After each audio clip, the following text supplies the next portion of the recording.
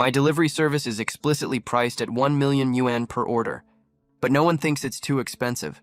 Instead, they offer 100 million yuan for me to deliver for them. Some even go so far as to offer their daughter's hand in marriage to me, just to beg me to run a small errand for them. I used to be just an ordinary food delivery guy, until the 15th day of the 7th lunar month, the Ghost Festival. I took an order. I never expected that after taking this weird order. I would become the absolute top of the entire delivery industry. That day, the customer ordered a portion of fish with pickled cabbage and a box of seaweed mixed rice, a carton of Manhwa cigarettes plus a lighter. Right after I bought all the items and was about to deliver them, I noticed the order note was a bit odd. The note said, "After entering the elevator, you must press the 4th floor button 4 times in a row." The payment amount column showed nothing but a few asterisks. I thought some sensitive number was censored by the system, so I didn't think much of it. I arrived at the destination and got into the elevator. I pressed the 4th floor button 4 times as instructed. It's not that I have OCD, it's just that I've been messed around so many times by those weird customers that I'm totally spooked now. If the customer gives me a bad review just because I didn't follow the instructions, that'd be a total loss for me. But right after I finished pressing the button 4 times, the elevator, which had been rising steadily, suddenly started dropping. After a strong, lingering feeling of weightlessness, there was a dull clanging sound. The elevator came to a stop. I was so scared my legs went weak. I thought some pervert was deliberately messing with a poor delivery guy like me. I stormed out of the elevator, ready to take the stairs up to argue with the guy, but before I'd taken even a few steps, the scene in front of me changed completely beyond recognition. What appeared before my eyes was endless stretches of buildings and streets. There were both modern and ancient-style buildings, only the sky was perpetually gray and hazy. Then I looked at the pedestrians coming and going. They were dressed in all kinds of styles. Hanfu, qipao, Mao suits, JK uniforms, even Lolita dresses. When they looked over at me, my scalp went numb instantly, because every single one of them had deathly pale faces with no trace of color at all. Hallucination, this must be a hallucination. I comforted myself while turning around to run back to the stairwell, but right at that moment, an ice-cold hand landed on my shoulder. I'm the one who ordered. Come on. I was so scared my heart almost jumped out of my chest. I moved my neck with great difficulty and looked up along the hand. I saw a middle-aged man around 40 years old. His hairstyle and clothes were modern, but his face was as pale as a sheet of paper. I let out a scream and collapsed to the ground, trembling all over. "Stop screaming, you're already here." The middle-aged man directly opened the packaging, picked up a piece of fish with chopsticks, put it in his mouth and chewed, then spat it out. He took a sip of soup and spat that out too. His eyes were full of nostalgia. He looked like he was thoroughly enjoying it. I almost peed my pants. I begged, "Brother, I don't want the delivery fee anymore. You can keep all the stuff too. Just let me go, please." "That won't do, little brother. Getting free stuff is nice, but it will create karmic debt and ruin your yin virtue. You might not even be able to reincarnate later, you know." With that, the middle-aged man sat down next to me, lit a Manhwa cigarette, took another one, and handed it to me along with the lighter. "Have one, calm your nerves." At that moment, my smile looked worse than a cry. I asked shakily, Where is this place?" The middle-aged man took out the latest model iPhone. He sighed and said, "This is the underworld. Stuff in the underworld doesn't have the same taste as the living worlds. I'm craving cigarettes badly, and I have a craving for good food too. So I tried ordering with the phone my lover burned for me. I never expected I'd actually be able to order food delivery successfully. Good thing I treated her so well when I was alive. She burned a real phone for me. Unlike other people who burn paper ones or cheap plastic ones. I was terrified out of my wits immediately. That the underworld? I'm done for. I'm totally screwed. I just ran a delivery and ended up in the underworld. So I asked tremblingly, "Can I still go back?" The middle-aged man only remembered this then. He said seriously, "If you stay here, for less than an hour you can go back just fine. You have extremely strong young energy. No one dares to hurt you. Let me cut to the chase. My name is Sutukyang. I don't have many regrets in my half a lifetime. The only people I owe are my wife and my daughter. I was a total scumbag when I was young. I ran away after racking up huge gambling debts. Later I changed my name and worked my way up to become a big restaurant owner. But I never went back to find them. I even got a new girlfriend. I died in a car crash in the end." At this point, Su Tukyang suddenly sighed. "I made some inquiries before I died. They've been threatened all these years to pay off my gambling debts. Their lives have been really tough. I hid 1 million yuan in a secret account without my lover knowing, but I died before I could give it to them. Show me your payment QR code. I took out my payment QR code. Half believing, half doubting. All right, the 1 million yuan has been transferred. Su Tuqiang said in a serious voice, give 900,000 of that to my daughter. The remaining 100,000 is your delivery fee. If you think it's too little, we can talk more about it. Even if you ask for an outrageous amount, I'll accept it. Because you're the only one who can help me. 100,000? We can even negotiate that. Shocked, I took a long drag of the Chunghua cigarette. But how dare I bargain with him? Too bad there was no phone signal. I couldn't check if the transfer was real or fake. I could only choose to believe his nonsense for the time being. I asked, aren't you afraid I'll embezzle the money? Su Tuqiang chuckled darkly. Do you want to come down here and keep me company forever? I immediately lost my nerve and raised my hand to swear right away. I promise I won't take a single extra cent. Then I asked, how do I find your daughter? Su Tuqiang said her name is Su Yinrun. She's a third-year student in the medical department of Zhonghai University. I nodded and memorized that. Then I said worriedly, what if she thinks I'm a scammer with bad intentions? Su Tuqiang recalled, that's easy. Yinrun has a small red birthmark on the lower part of her back. She was born with it. And she has an arc-shaped scar on her waist. She got burned by a stove when she was playing hide-and-seek with me as a kid. Even if outsiders somehow knew these private details, they wouldn't know the story behind them. Okay, I'll head back now. See you? No, I hope I never see you again. I didn't dare look back and ran straight into the stairwell. When I got into the elevator, my phone signal came back. Along with continuous vibrations, I heard the sound of a bunch of gold coins, clinking and clattering, the lovely sound effect of them falling. I opened the page with trembling hands. Strive for Success has transferred 1,000 wen to you. I rubbed my eyes hard. 1 million? That's how much I'd earned slaving away delivering food for 10 years. I took a deep breath. If I embezzle it, I can cut 10 years off my struggle. I took a deep breath. I didn't dare keep the money. I had a strong feeling that if I took even 1 extra cent, I'd drop dead instantly. Although I was still a bit scared afterwards, I felt more excited and expectant. Su Yinran is at Zhonghai University. I can drop by to see my girlfriend Lulu while I'm there. She's been busy with studies. We haven't seen each other for days.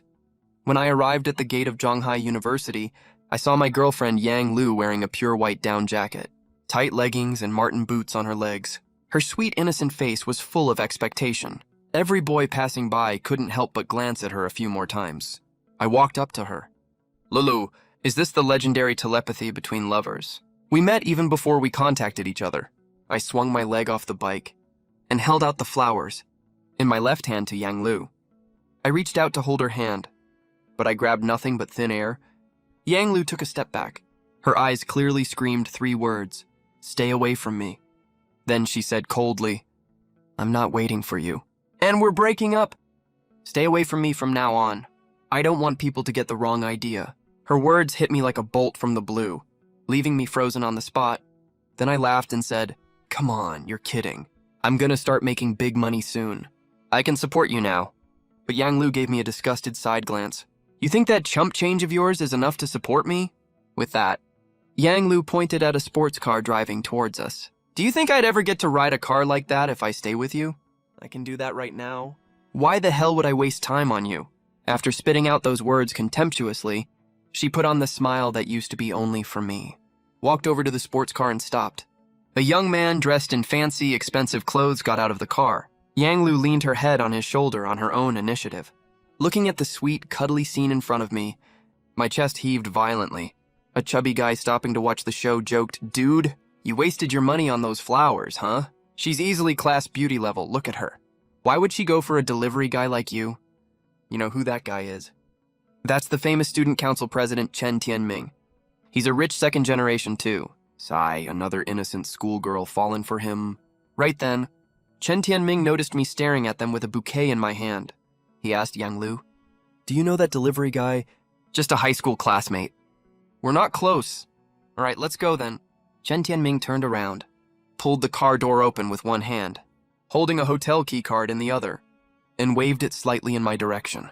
My mind went completely blank in an instant. I just remembered that every time I asked to meet Yang Lu lately, She turned me down, saying she was busy studying. So that's what's really going on. Screw studying. I even stupidly swore back then. I wouldn't touch her until we got married. How ridiculous is that? After I calmed down, I looked at the chubby guy and asked, "Do you know Su Yinran? Girlfriend's gone. But my life can't be gone too. Right now, I just want to finish the task Su Tukiang gave me and leave this heartbreaking place as soon as possible." But when the chubby guy heard me, he laughed so hard he choked on his own spit. Did I hear that right? You're asking about Su Yinran? Even young Master Chen can't get with her. She's one of the 4 top campus belles. Then the guy looked at me like I was a total idiot. I couldn't really explain myself. I said helplessly, "Can you show me the way?" The chubby guy said sarcastically, "Of course I can. Goddess Yinran is probably eating in the canteen right now." Then I followed the chubby guy into the school gate. The guy was yelling the whole way there. More and more people gathered to watch me make a fool of myself. When we got to the canteen entrance, there were almost 100 people following us. The chubby guy pointed through the glass. At the graceful figure sitting at a table, "That's Goddess Yinran. Heads up. There are tons of rich and powerful second genes chasing her. Even that President Chen isn't good enough for her, obviously. If you chicken out now, we'll just laugh at you a little. But if you offend her, and one of her white knights beats you half to death, there's no undo button for that." I didn't bother listening to the rest of his crap. I was too busy admiring how pretty Su Yinran was. The students behind me started cheering and jeering. Before I knew it, a bunch of hands shoved me into the canteen. I stumbled and almost fell. Tons of curious eyes were fixed on me. "Sorry, everyone. I'm just here to find someone." I gave an awkward smile. Then I walked straight towards Su Yinran, stopped right next to her. Looking at her face, perfect and flawless like unpolished jade, I couldn't help but wonder. Looking at how Su Tukiang looks, is he actually capable of having a daughter this beautiful like a little fairy? Right then, Su Yinran's best friend Wei Shanshan gave me a disgusted look. "You've been staring for ages. Have you had enough? Yinran is super pretty, I get it. But you need to know your place. Get lost if you don't have business here." Su Yinran was probably used to guys hitting on her already. She ignored me completely like I was invisible. I smiled calmly and said, "Sorry, Su Yinran, come outside with me for a minute. I have something to talk to you about." Before she could say anything, Su Shanshan grabbed her chopsticks like they were a knife. "Are you frickin' crazy? Get out of here in 3 seconds or else." I just got cheated on. And I was already furious as hell. Now I'm getting yelled at for no reason. I couldn't hold it in anymore. "This doesn't concern you." "Shut the hell up." Shui Shanshan screamed at the top of her lungs. "Help! This creep is gonna hurt Yinran!" A whole crowd of guys jumped up from their seats immediately, surrounding me so tight I couldn't move, yelling and cursing at me. Some even rolled up their sleeves ready to fight. Shui Shanshan instinctively pulled Su Yinran back away from the crowd. This massive scene left me stunned. I can't let Su Yinran leave, or I'm totally screwed. Desperate, I yelled the revealing question as loud as I could at her. "Su Yinran, you have a curved scar on your butt. You got burned by a stove when you were little." When Su Yinran heard that, her heart started beating like crazy, even though I didn't say it explicitly. The implication was obvious enough.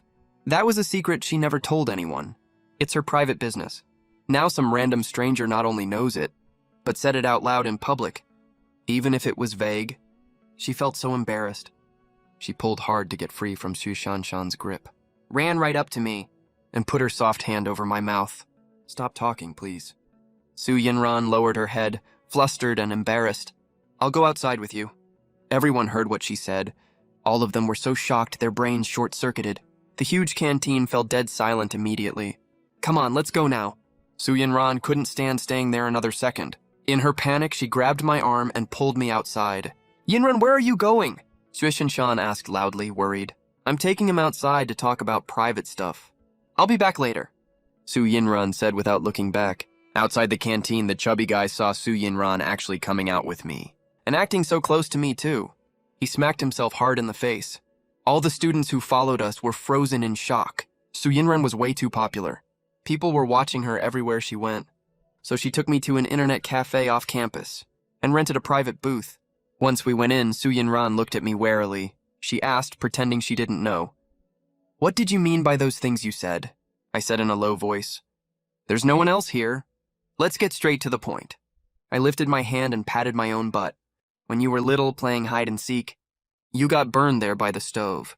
Su Yinran's face flushed hot. How do you know all this? My name is Wang Yang.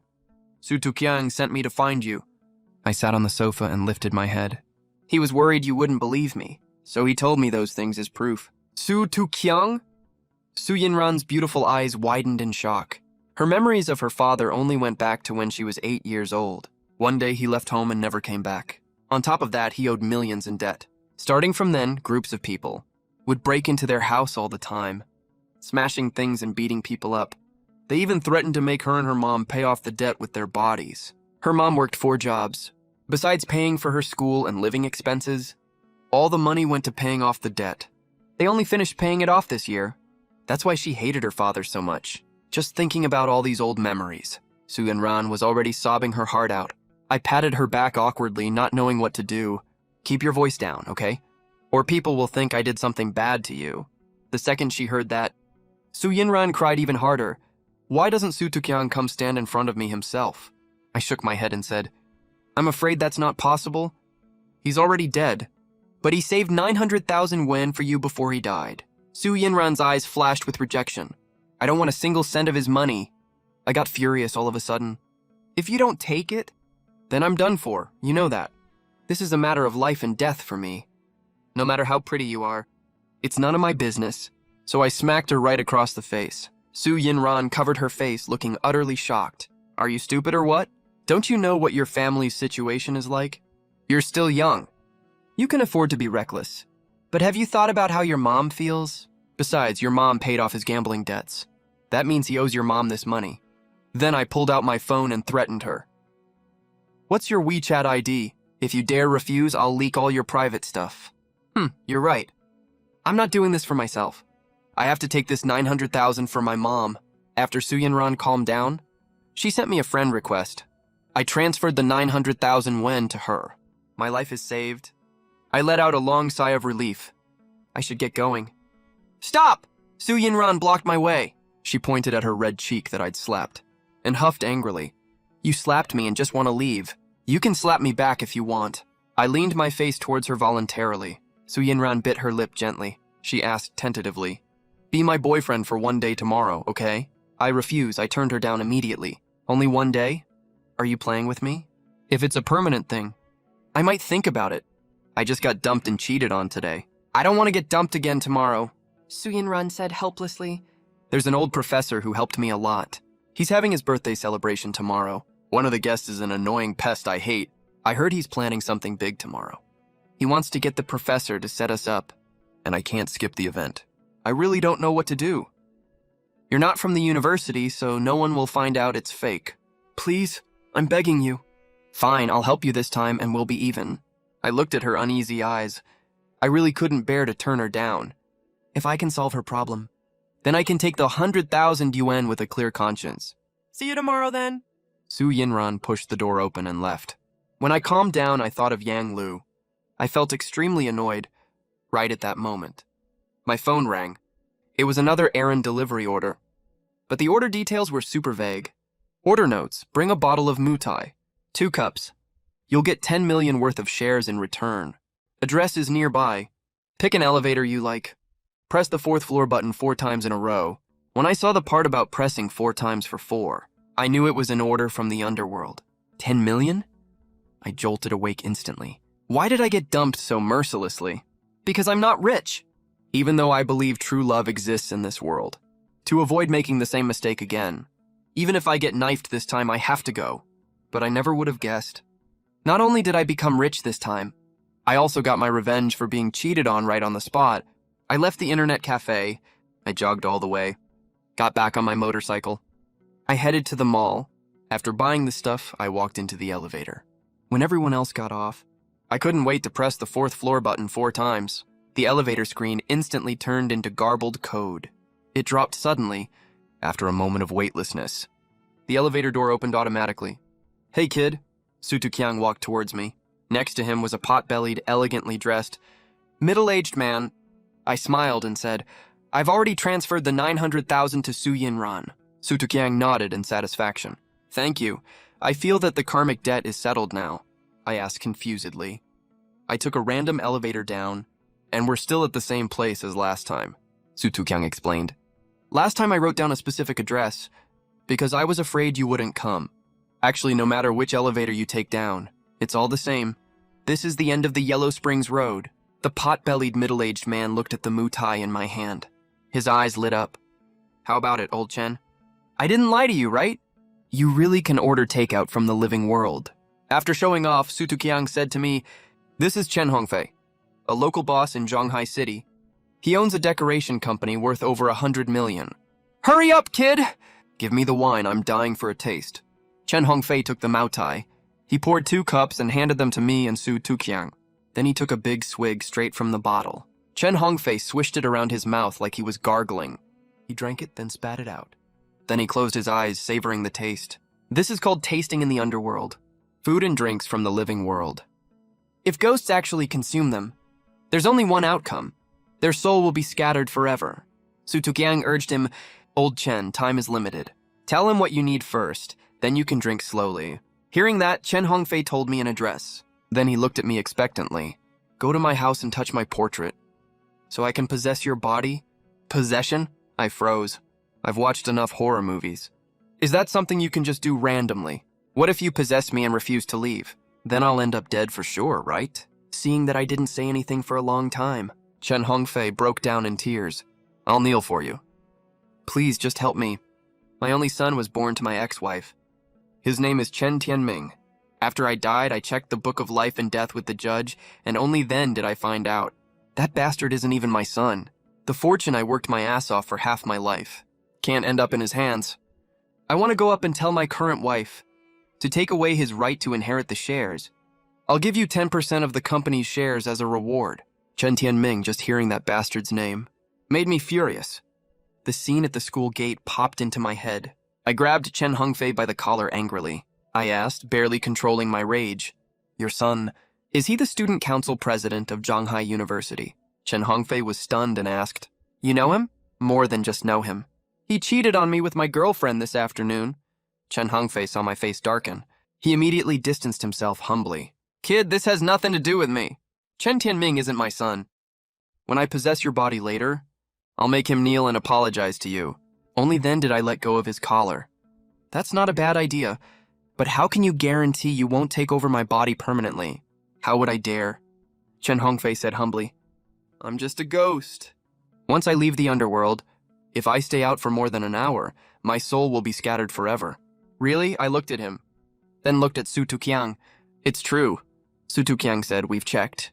To possess a living person, you need a living person who can travel between the living world and the underworld. To touch the item the ghost cared about most when they were alive, or their portrait. And the time limit is half a shichen, which is 1 hour in your time." I stroked my chin. I was starting to waver. Chen Hongfei added, "If a ghost fulfills their wish by possessing a living person, you'll also gain hidden merit." "Hidden merit?" I asked, confused. "What's it good for?" "The higher your hidden merit, the better your luck," Chen Hongfei explained. "And when it reaches a certain level, after you die in the future, you'll hold a high position with great power in the underworld. If you want to reincarnate, you'll be born with a silver spoon in your mouth." I snapped my fingers. "Fine, I'll let you possess me once. The problem is how to get into your house." Chen Hongfei wept tears of joy. He said, "My current wife is Qin Xianyun. Just recite a dirty poem to her, and she won't turn you away." "What dirty poem?" Looking up at the bright moon, lowering my head to pull at the black stockings. After saying that, Chen Hongfei's old face flushed. Sigh. It's embarrassing to say. I'm over 50. I haven't been able to perform in that aspect for ages. I have to take pills to satisfy her.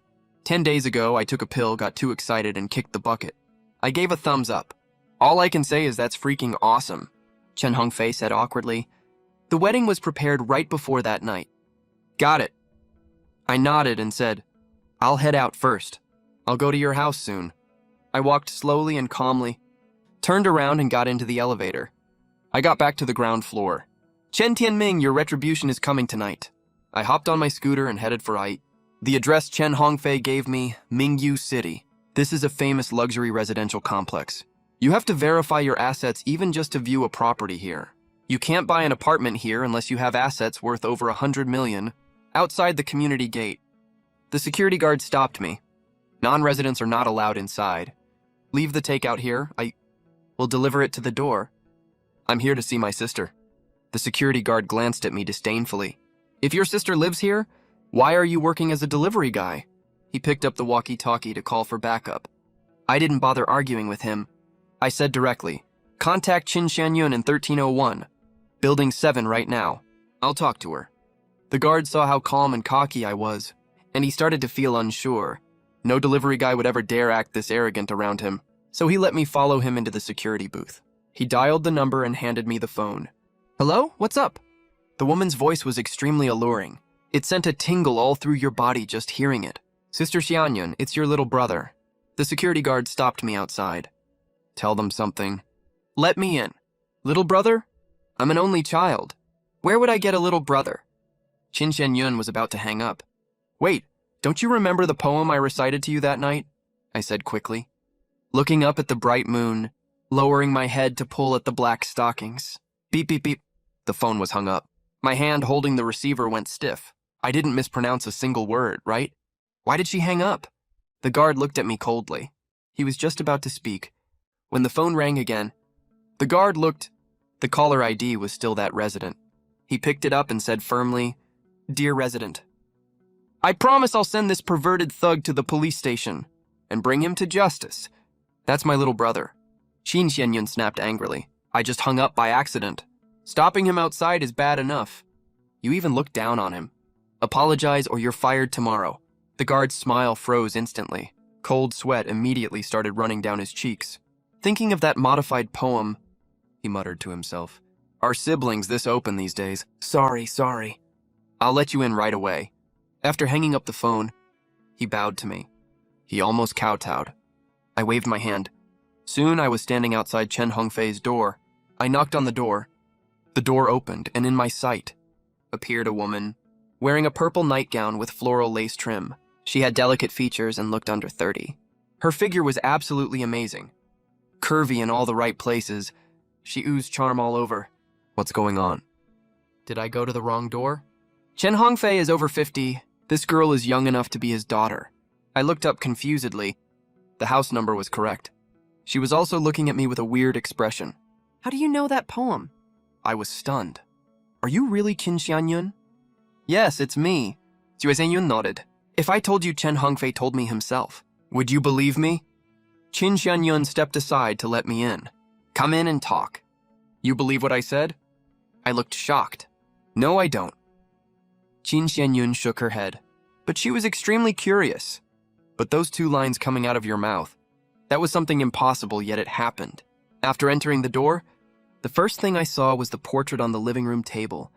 Qin Xianyun put on a coat, poured a glass of water and brought it over. Then she said, I've never seen you before, yet you know what Hongfei said right before he died. You must be here for something important, right? I nodded. It's already dark now. Then under Qin Xianyun's confused gaze, I walked to the table. I said, wait a minute. And you'll understand, I'm about to be possessed by a ghost soon. I'm actually a little nervous. I stretched out one hand, my trembling fingers slowly reaching for Chen Hongfei's portrait. My finger poked Chen Hongfei's face in the portrait. The next second, it felt like a surge of electricity ran through me. My body shook for a moment. I clearly felt an extra shadow in my consciousness. It was Chen Hongfei, and I was still the one in control of my body right now. Little brother, Chen Hongfei smiled ingratiatingly, trying to say something to me. Just speak in your mind and you can communicate with me. And you just need to have a thought to allow me to possess you. And that's it, only I can hear this voice. I breathed a sigh of relief. At least I had the initiative in my hands. Even if I accidentally touch something unclean in the future, without my permission, ghosts can't do anything about it. I can't be possessed just like that. Go ahead, I made up my mind. Chen Hongfei had been waiting impatiently for ages. He turned into a cloud of mist, spreading to every part of my body. I felt a little uneasy. The feeling was exactly like being paralyzed. It's worth mentioning that the 5 human senses, sight, hearing, taste, smell, and touch, were still there. Totally unaffected, only my body would be under his control for an hour. What are you doing? Xianyun looked at me, zoning out in front of her husband's portrait. Totally confused. Yunyun turned around. There was undisguised affection in his eyes. Xianyun's pupils constricted. On my young face, the expression and temperament were completely different from before. leaving aside the looks. Everything else was exactly like the Chen Hongfei in her memory, especially the way he said Yun Yun. Chen Hongfei controlled my body, rushed over in quick steps, and pulled her into his arms. The soft touch made my consciousness stir. I never thought that I would be forced to take advantage of someone one day, but it actually feels pretty good. Qin Xianyun tried to break free.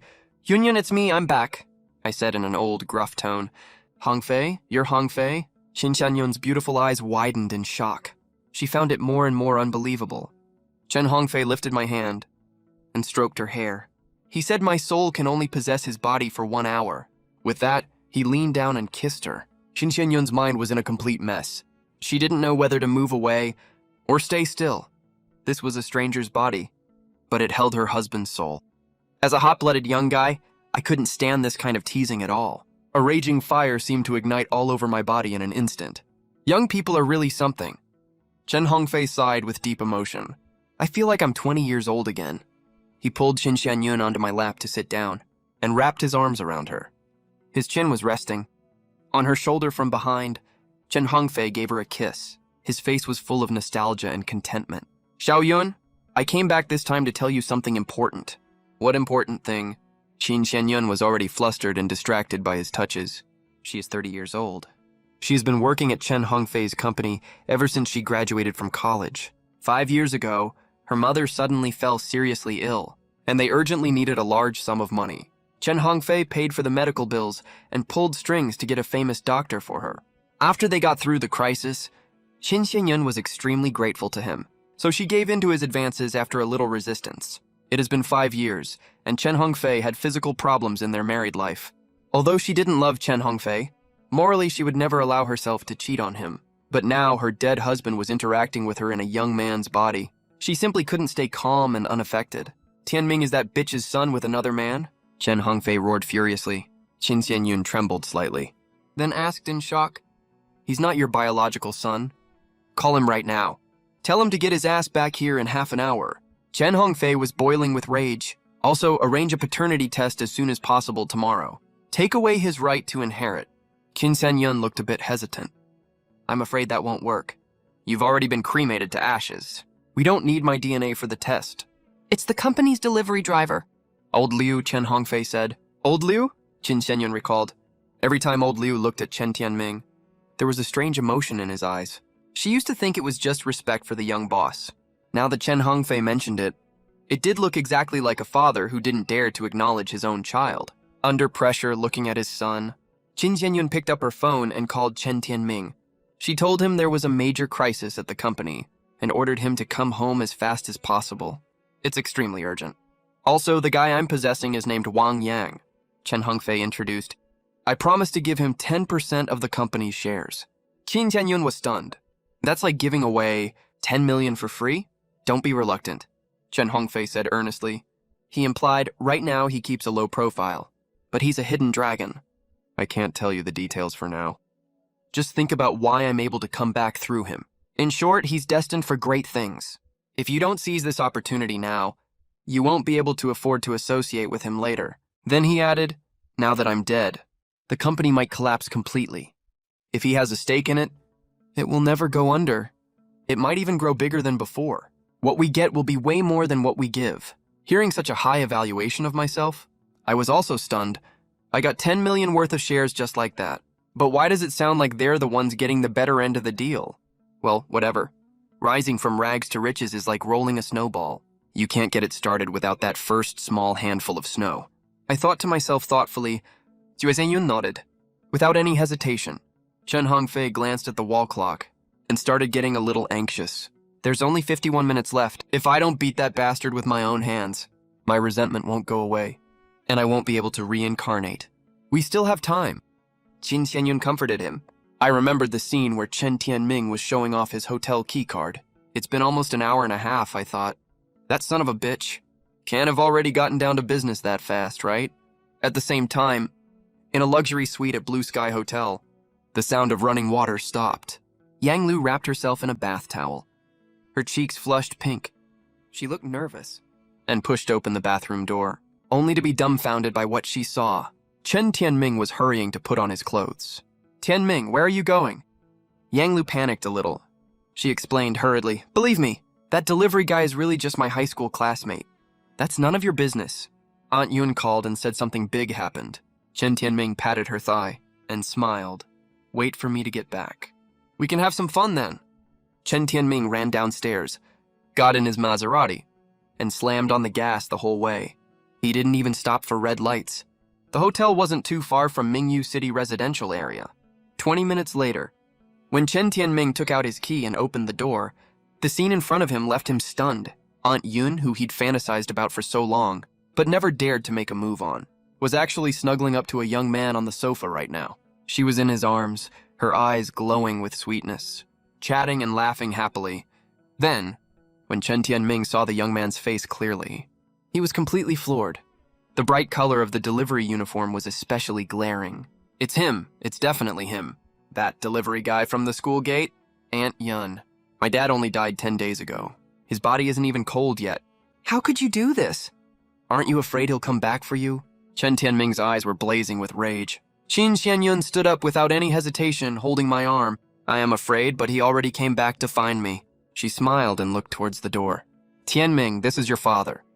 Hearing that, Chen Tianming's head was buzzing so hard it felt like it was going to explode. "Are you kidding me? This is a total takeover. You're my stepmom. How can you just bring some random guy here and say he's my dad?" "Dude, what the hell is this bullshit?" Chen Hongfei lifted my hand, pointed at him and roared. "Get your ass in here right now."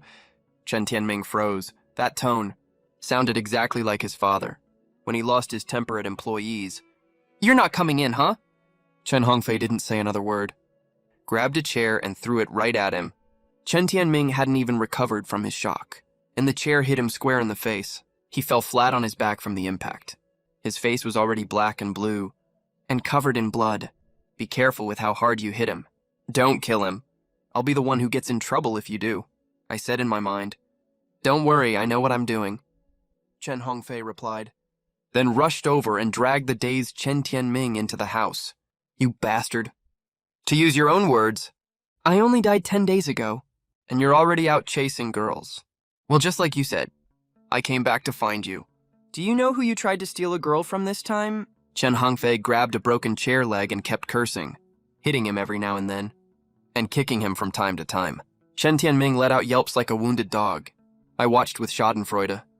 It was like a first-person holographic view, plus 100% real impact feedback. It was no different from hitting him myself. Chen Hongfei was really hitting him hard, getting more and more agitated as he went on. "I raised you for 21 years, gave you the best of everything, all the good food and nice stuff. I ended up raising a child for a truck driver for nothing. That bastard can't even carry on the family line. Who wouldn't be furious about this? If Hongfei keeps going, he'll beat him to death." Qin Xianyun held my hand. Chen Hongfei finally stopped hitting him. Chen Tianming was covered in wounds by now. He was lying face down on the ground, unable to get up at all. He gasped weakly. "Who the hell are you?" "You're asking who I am." Chen Hongfei picked up the portrait of the deceased from the table. He pressed Chen Tianming's blood-stained hand onto the portrait. "I'm your father." Right at this moment, in his dazed state, Chen Tianming still saw my body in front of him. But the face suddenly changed to Chen Hongfei's. His face was deathly pale with no trace of color at all. He was so scared that he wet his pants. "Kneel down for me." Chen Hongfei was holding a chair in his hand. He pressed his leg against Chen Tianming's head as he gave the order. Chen Tianming knelt down immediately. He also pulled his hand back from the portrait. The figure in his eyes turned back to me again. "After all, you're face to face with a dead man right now. Even if it's your own dad, it's still creepy as hell. A living person is way easier on the eyes. Do you know where you went wrong?" Chen Hongfei asked. "I do." Chen Tianming didn't know if he'd been beaten into submission, or just scared out of his wits. He begged through sobs. "I was too blind to see what I was doing. I shouldn't have stolen your girl. And I shouldn't have mocked him. Stay on your knees and call me Daddy." Chen Hongfei's tone was commanding, brooking no defiance. "Daddy." Chen Tianming was extremely reluctant. He squeezed the words out through gritted teeth. A thought crossed Chen Hongfei's mind. He asked me in his head, "Hey buddy, are you satisfied now? If not, I can beat him up some more, okay?" I responded calmly, actually looking at this rich second generation who cuckolded me not long ago, and even flaunted his hotel room card in front of me. Right now he's like a dog, kneeling right in front of me, calling out humbly, "Daddy." This is way more than just satisfying. It feels so damn good. Like I'm on cloud 9, you know? Chen Hongfei nodded. Now that I'm happy, it's time to take care of proper business. He stared at Chen Tianming with a look of disgust. From now on, you are no longer my son, Chen Hongfei's flesh and blood, and you don't have the right to spend a single cent of the family's money anymore. My property only belongs to Xianyun and Ruru. Ruru is Qin Xianyun's daughter. She's 4 years old this year. After Chen Hongfei died, Qin Xianyun had to arrange his funeral and also handle all the company's affairs. She had no time to take care of her daughter, so she asked a friend to look after Ruru for a few days.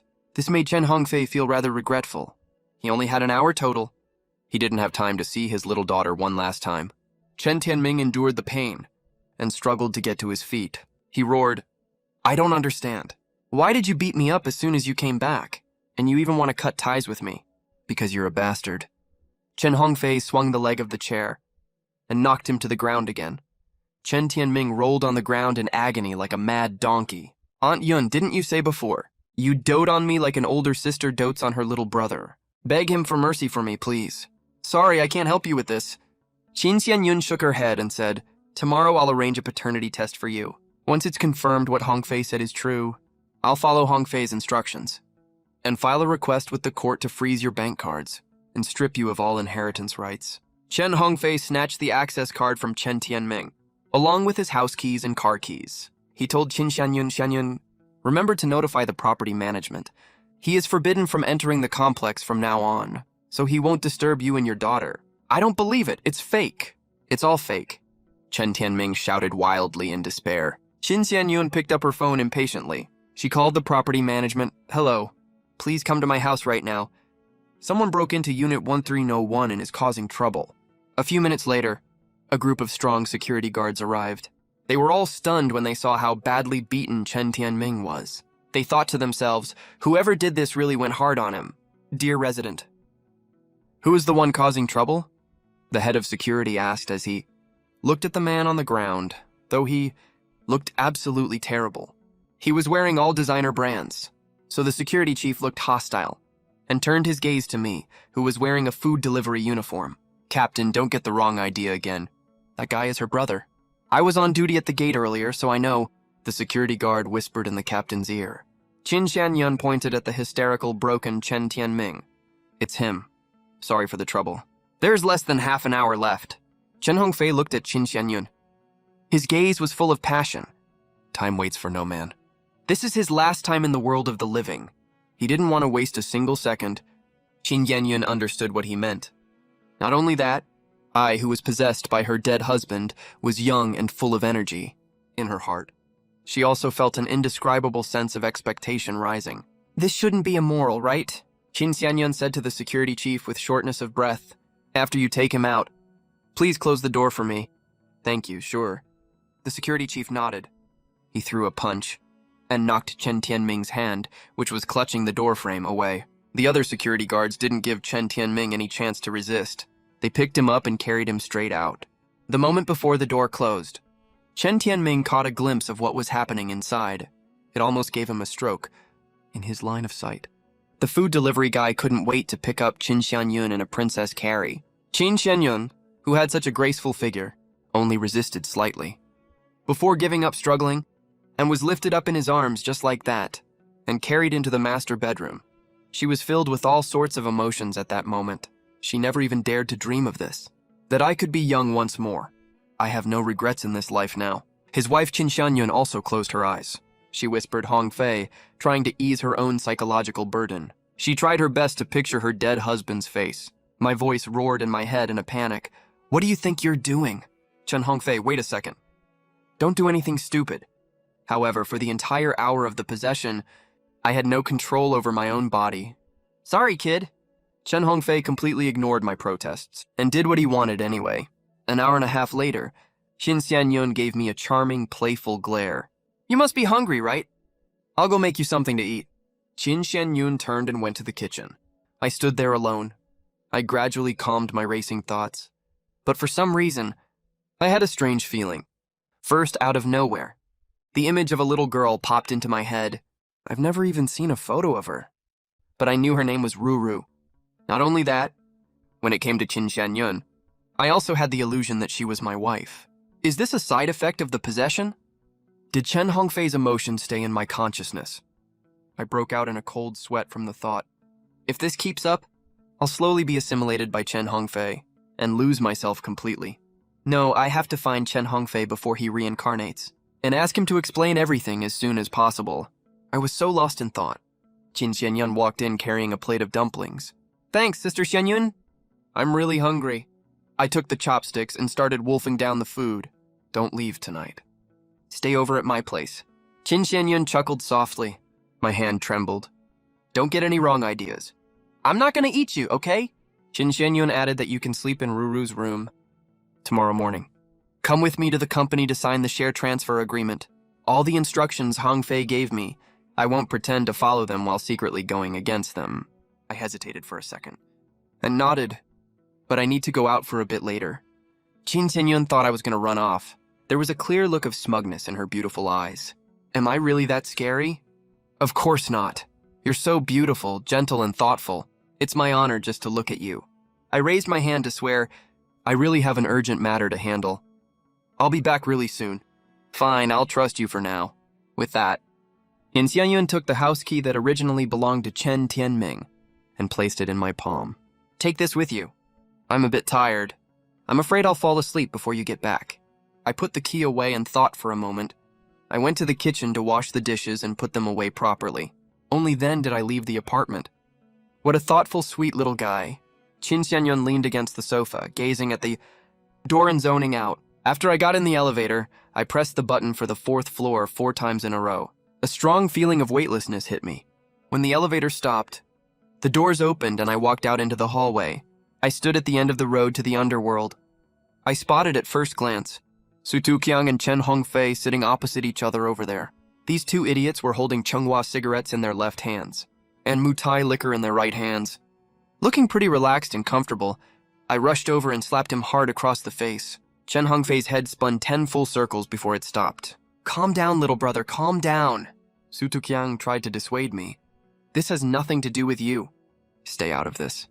I let you possess my body. Why did you go against my wishes? Chen Hongfei shook his head with an innocent look in his eyes. That's where you're wrong. When the deadline comes in the end, you'll be the one who benefits anyway. I was stunned for a second when I heard that. That actually makes sense, huh? Forget it, what's done is done.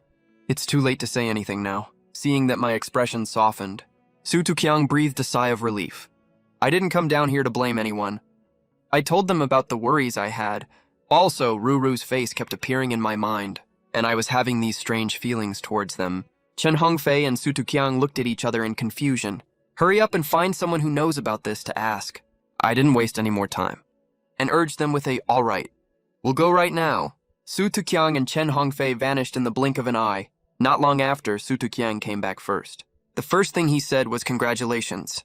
Congratulations for what? Getting possessed actually comes with a huge benefit. I was lucky enough to meet a senior ghost who's been stuck here for over 3,000 years. 3,000 years. That's a total veteran squatter. What did he say? I didn't get the answer we were looking for, but I got a nice surprise instead. Su Tuqiang looked at me with envy. After a ghost possesses you, the skill that the ghost is most proud of will turn directly into muscle memory and integrate into the body they possessed. This is called karmic inheritance. Say you know absolutely nothing about English. If you let a ghost who was great at English when alive possess you, your English will be just as good as theirs afterwards. If you can't cook, let a master chef possess you, and you'll instantly have amazing cooking skills. Whatever skill the ghost excels at, you'll be good at it too. Su Tuqiang paused for a moment, then changed the topic, but the premise is that the ghost needs a favor from you first. If you just let any random ghost possess you, there's no karmic inheritance. My eyes widened in disbelief. That's awesome. Seriously awesome. Chen Hongfei also floated back shortly after. He had a complicated look on his face. I begged the judge for ages, and I finally figured out why you're having those strange feelings towards them. Possession leaves a tiny emotional impact on you, but it's super minor. You can easily suppress or ignore it consciously. You'll just feel a little bit guilty, that's all. If you don't contact them, the feeling will fade away gradually. I'll even call you Master Yang, okay? If you have free time sometimes, please take care of Ruru and her mom for me. Chen Hongfei looked very serious. I'm about to reincarnate soon. I won't remember anything in my next life. I'll never see them again. I'm worried the two of them will get bullied as a single-parent family. I don't know if it's because I felt guilty towards Qin Xianyun, or because of the emotional impact from the possession. I thought for a few seconds and nodded. Then I suddenly asked, what was the skill you were best at in your life? Chen Hongfei was stunned for a second when he heard that. He said, I started my business in home renovation. When it comes to carpentry skills, I was one of the best around back in the day. Just then, Su Tuqiang pulled out some wooden planks from nowhere and floated over excitedly. Try making a stool first. The second I touched the cutting tools and the wooden planks, I felt a jolt go through my body. It felt like I'd been doing this my whole life. After a series of extremely fast moves, a perfectly steady wooden stool was finished. Chen Hongfei was completely stunned watching this. This is exactly the same technique I used when I was young. It suddenly dawned on me, give a man a fish, and you feed him for a day. Teach a man to fish, and you feed him for a lifetime. That old saying really holds perfectly true here. I'm getting the latter right now. With this muscle memory, as long as I encounter anything related to the skill, I can handle it with ease. After I figured out what was going on, I waved to say goodbye. I'm heading back first. Wish both of you a good reincarnation. Also remember to promote my services for me, okay?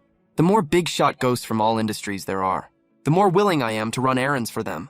As for random no-name ghosts, don't bother sending them my way. They both agreed immediately after hearing that. I got back in the elevator.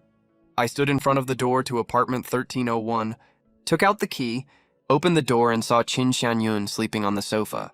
She was wearing a thin nightgown, looking as tender and juicy as a ripe peach. She'll catch a cold like this. I walked over to her, afraid of waking her up.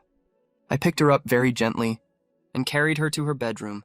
Then I found an empty guest room and fell into a deep sleep. The night passed quickly. After I woke up, there was warm milk and bread on the dining table, along with fried eggs. Qin Xianyun looked different from yesterday, wearing a well-fitted black business suit. Hurry up and eat, she said with a smile in her eyes. I wish I really had an older sister like you, I said as I ate. If you want one, then I'm your sister now. Qin Xianyun blinked. After all, starting today, you're the second largest shareholder of the company. You can come over to my place for meals whenever you want. No need to feel awkward. I didn't know how to respond to that, so I just focused on eating my food. Oh, right. Do you want to go buy some new clothes to change into later?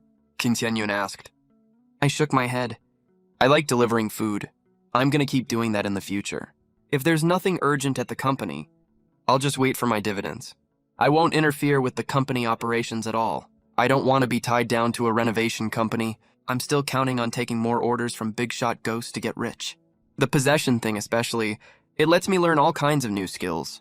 When we arrived at the company, I took the contract and glanced through it quickly. I was instantly dumbfounded. Sister Xianyun wasn't at 10% of the shares? Wait, this is 20%. The extra 10% is a gift from me. This is just from me personally. Qin Xianyun handed it to me to sign. She looked at me earnestly and said, if I let this chance slip, there won't be another offer like this. Strike while the iron is hot to make your status as my sister more secure.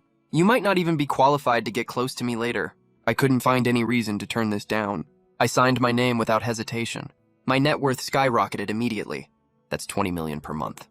Right at that moment. The door was pulled open. A little girl with a cute bun on her head walked over to her mom. I missed you. Ruru threw herself into her mom's arms and rubbed her little face hard against her mom's cheek. But just then, she noticed me standing off to the side. She froze instantly. She said in a soft, childish voice, Mommy, he feels like Daddy. Qin Xianyun was stunned. I was even more shocked. Qin Xianyun stroked her daughter's head. This is Uncle Wang Yang. I'm not lying. Ruro looked a little wronged. Her lips pouted. No, he's just like Daddy. Tears welled up in her eyes. That scene hit the soft spot in my heart. I walked over and picked Ruru up. If you think I look like your dad, then I can be your dad. Yay, that's awesome. I have a daddy again. At that moment, my heart felt like it was about to melt. Qin Xianyun looked at the warm scene in front of her and broke into a genuine smile. Ruru is so attached to you, you should spend more time with her, okay? Then for the entire rest of the day, I played with Ruru the whole time. Finally, the little girl got sleepy. She drowsily laid on the sofa and fell asleep. Right at that moment, I remembered what I promised Su Yinran yesterday. I picked up my phone to check. I realized I had accidentally put it on silent. Su Yinran had sent me 3 messages. Room 13 Yipin Pavilion. It's on Baiyue Road. It starts at 6:30, and it's already 6:01 right now. That's less than half an hour left before the birthday banquet starts. I opened the navigation app. I smiled bitterly and typed a reply frantically. Oh, I just saw your messages. I'm so sorry. It takes over 50 minutes to drive there. Will I still be in time to help you out? Just get here. I put my phone away and looked at Qin Xianyun. Sister Xianyun, I have an emergency all of a sudden. Can I borrow your car? A faint trace of something quietly flitted across Qin Xianyun's eyes. It was disappointment, but it faded quickly. Then she handed me her car keys. Feel free to use it. Meanwhile, Professor Zhu's birthday banquet was bustling with excitement. Professor Zhu once single-handedly built up the entire medical department of Zhonghai University. He also holds the title of honorary president for life. His granddaughter, Xue Shanshan, was wearing an elegant pink evening gown. Accompanied by her father, stood at the entrance of Yipin Pavilion, in charge of greeting guests. Just then, Su Yinran arrived. After presenting her gift, Xue Shanshan pointed at Zhang Jingkun, who was chatting and laughing with her grandpa. Oh, right. If Zhang Jingkun gives you a hard time later, I'll do my best to help you out. Su Yinran sighed. Zhang Jingkun, the second young master of the Zhang family, was the most eligible of all her suitors. His family's Zhang Group is the leading enterprise in Zhonghai's catering industry. He's perfect in terms of family background, looks, and height. However, rumor has it he once got a junior schoolmate pregnant. The girl thought she could marry into his family and refused to get an abortion, so he played a dirty trick.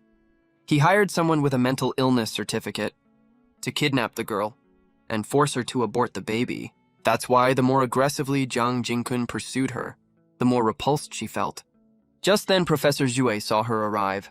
He waved and said with a smile, Yinran, girl. Su Yinran stepped forward. Professor Zhue pulled her to sit beside him. This girl, the old professor, was genuinely fond of her diligence and intelligence. His own granddaughter, on the other hand, loved to play and didn't choose to study medicine. Just then, a smile appeared on Zhang Jingkun's face. A smile he thought would charm every girl out there. Yinran, But to his surprise, Su Yinran didn't give him a chance to finish talking at all, and took the initiative first. Grandpa Zhue, I didn't come here alone today. My boyfriend just got off work, so I arrived first. He'll probably be a little late. Zhang Jingkun's pupils constricted suddenly. Yinran, when did this happen? How come I didn't know about it? Su Yinran glanced at him coolly. You're not even someone important to me. Why should I let you know? That's a made-up excuse, isn't it? Zhang Jingkun laughed. Su Yinran's eyes darted around a little. She wasn't good at hiding her feelings and couldn't hide her micro-expressions. Jingkun, this is beneath you. Professor Xue stood up and stepped between Su Yinran and Zhang Jingkun. Yinran said her boyfriend will be here later. We'll know if it's true soon enough. She felt a warm rush in her heart. The old professor was still looking out for her. What Professor Zhu says is right. Zhang Jingkun backed off tactfully. Yinran, you have to pick your boyfriend carefully, Professor Xu said with a doting smile. I'll help you vet him later. If he's no good, he won't pass my test. Su Yinran nodded obediently at his words. At 6:30 sharp, the banquet started. Zhang Jingkun walked up to the main table with a wine glass in hand. He said respectfully, Professor Xue, I'd like to propose a toast to you on behalf of the Zhang family. He downed the drink in one gulp. Then he turned to the big names from all industries and said, Uncles, sirs, may I propose a toast to all of you? The second son of the Zhang family is quite good. Way better than the good-for-nothing eldest son who drinks and parties all day. The one who will take over the Zhang family in the future. Is 99% going to be him? The bigwigs commented approvingly. Hearing these words, Zhang Jingkun got bold on a whim. He put his hand on Su Yinran's shoulder. He said affectionately, I've pursued you for so long. Today, with Professor Xu and everyone here as witnesses, I want to officially tell you that for the rest of my life, I want to take care of you. Hearing this, all the guests turned to look at them. Su Yinran froze immediately, not knowing what to do. Brother Jingkun? Xue Shanshan tried to pull Zhang Jingkun away. Yinran is very shy. Stop joking around like this. No. Fueled by alcohol, Zhang Jingkun grabbed Su Yinran and wouldn't let go. I swear every word I said is true. Professor Xu frowned. Did my earlier words go in one ear and out the other? Zhang Jingkun flinched for a second. He backed off, but his eyes were full of grievance. Professor Zue, she's lying to you. I just asked around. She's not dating anyone at all. If you don't believe me, ask Shan Shan. Just then, the door suddenly opened. A young man dressed in bright yellow appeared in front of everyone. The huge delivery platform logo on his clothes was hard to miss. Excuse me, everyone, who ordered the takeout? Professor Zhu asked with a confused half-smile. Zhang Jingkun's eyelids twitched involuntarily. His face was burning with embarrassment. I specially hired a former state banquet chef with a huge sum of money, even if you're super picky about food. What the hell is the meaning of ordering takeout? Zhang Jingkun did his best to suppress the rage in his heart. Glancing around the entire hall, everyone, we have prepared a wide variety of backup dishes in the RV outside. If you are not satisfied with any dish here, just let us know. I'll replace it immediately. Until you are fully content. I heard Zhang Jingkun's words at this moment. You got it wrong, I'm not here to deliver food. My girlfriend asked me to come to the birthday banquet with her. I just got off work and didn't have time to change clothes. As soon as I finished speaking, the whole hall burst into commotion. Who's his girlfriend? Step forward yourself, Xue Shanshan thought. That delivery guy looked more and more familiar the more she stared. Wasn't he the jerk who took Su Yinran out alone yesterday? Yinran, what's going on? She asked in a low voice. Su Yinran stood up gloomily and looked at me. Seriously, you couldn't even change your clothes before coming. I asked you to pretend not to be this unconvincing. She looked completely fed up. He's my boyfriend.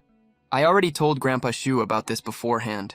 Zhang Jingkun twitched in shock, ignoring me, a super rich second generation. She chose a delivery guy.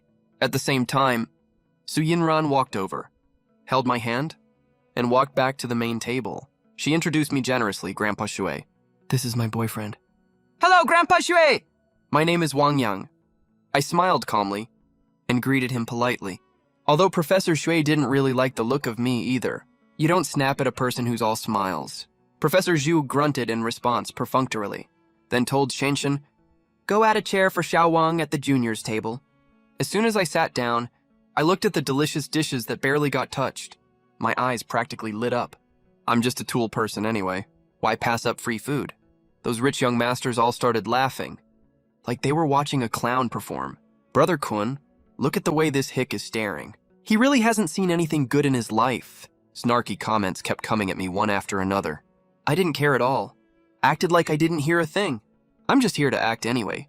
We won't have anything to do with each other in the future. To hell with everyone. All the rich young masters stared blankly at the way I was eating like I'd been starved for 800 years. Zhang Jingkun was even more convinced that I wasn't pretending to be weak to hide my strength. Just a total poor loser.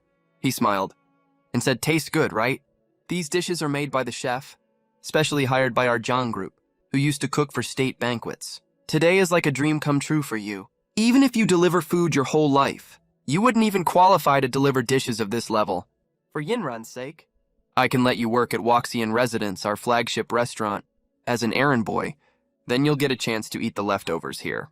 As for your salary, I'll pay you 5 times what you make now. But I have one condition. That is leave, Yinran. Hearing that, I shook my head. What did you just say? You want me to work as an errand boy for you? Let me be honest with you. Your family isn't qualified enough for that. Besides, that would be way too unlucky for me. Zhang Jingkun's veins popped on his forehead when he heard that. The Zhang group isn't qualified, and he says it's unlucky. This kid's got some spirit. Professor Zhui smiled.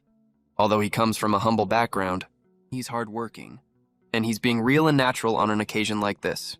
No pretension, he reminds me of myself when I was young. Just then, his son Gui Baohe came over holding a rolled-up gilded booklet with both hands. After Professor Sue nodded in approval, Sui Baohe held up the gilded booklet and said solemnly, Everyone, now I will announce the gifts we have received.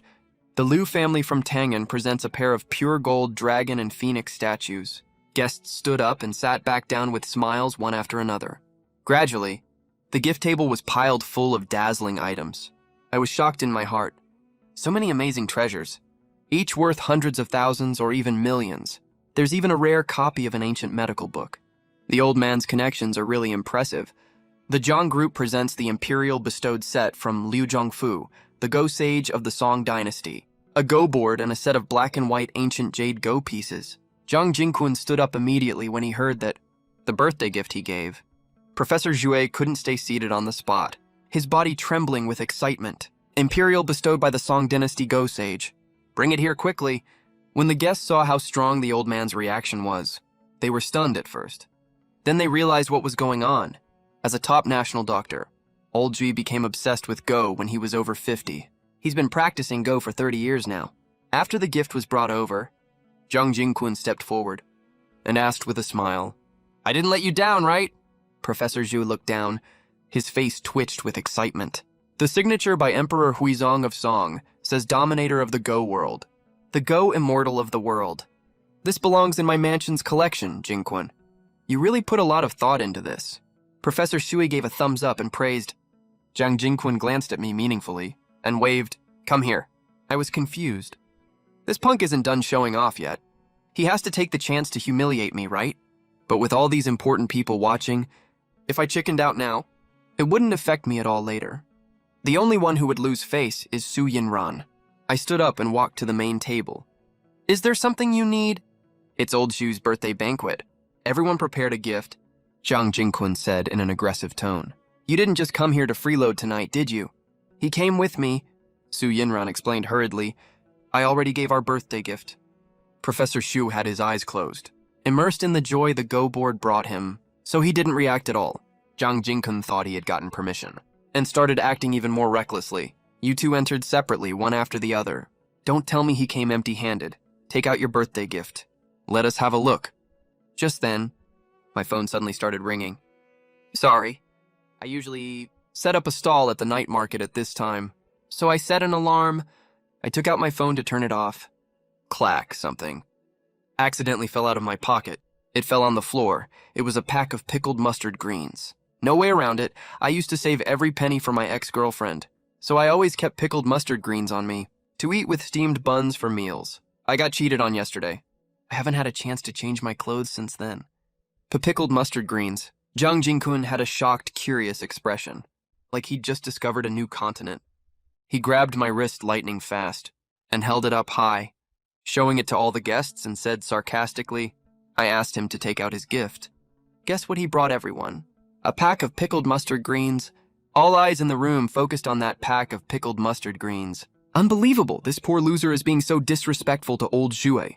Is that girl blind? How could she be interested in him? Hey, delivery guy, if you have any shame, get out of here right now. So Yinran glared at Zhang Jingqun angrily. Stop framing him. Framing him? This is the truth. The pickled mustard greens are still in his hand. Zhang Jingqun laughed. My gaze turned cold. Let go. I thought to myself, I'll make a trip to the underworld later. Check which deceased ancestor of the Zhang family is still hanging around. I won't let you off until I make you totally obedient. How dare you pass off pickled mustard tubers as a birthday gift to muddle through? You're even scared of betrayal. In full view of everyone, Zhang Jingqun is convinced I don't dare to make a move. I was taking Su Yinran and Li Ji into consideration, tried to break free with all my strength. Though I'm pretty sturdy, I can't compare to his gym-trained muscles after all. The movements of both sides got more and more intense, shoving each other back and forth. Thump! My foot slipped. I lost my balance. My entire upper body accidentally fell onto the chessboard next to me. A clear crack sound snapped. A noticeable crack split open on the ancient chessboard. Professor Zhui, who was in a calm state, was jolted awake abruptly. He collapsed onto the ground. He pointed at me pale-faced, unable to say a word. Su Yinran was completely panicked. What do we do now? Shanshan, what do we do? I don't know. Zui Shanshan held the old man up. Wang Yang, you idiot. Zhang Jingqun righteously started slinging mud at me. Insulting Elder Zhui with pickled mustard tubers isn't enough for you. You even dared to break the chessboard. It's the only one of its kind in the whole world. Your lousy life isn't enough to pay for it. And I was lying on the chessboard trembling involuntarily. Everyone thought I was scared out of my wits. But right at this moment, it felt like a violent electric current shot through my body. Soon, an extra shadow appeared out of nowhere in my consciousness. It was a man dressed in Song Dynasty clothing. His eyes were filled with obsession. I am Liu Zhongfu, the Go Sage of the Great Song Dynasty. I hope you will allow me to use your body. To reverse the endgame that made me cough up blood, Liu Zhongfu, the Go Sage of the Great Song Dynasty. I was completely stunned. I never expected that by accident. I touched this imperial bestowed chessboard inscribed by Emperor Huizong of Song himself. I actually summoned the original owner. Wow, a 1,000-year-old ghost? What a long-term squatter. No wonder the electric shock feeling was so intense. But after what happened with Chen Hongfei, I developed a resistance to being possessed. If he messes around, I'll be the one taking the blame. Brother Liu?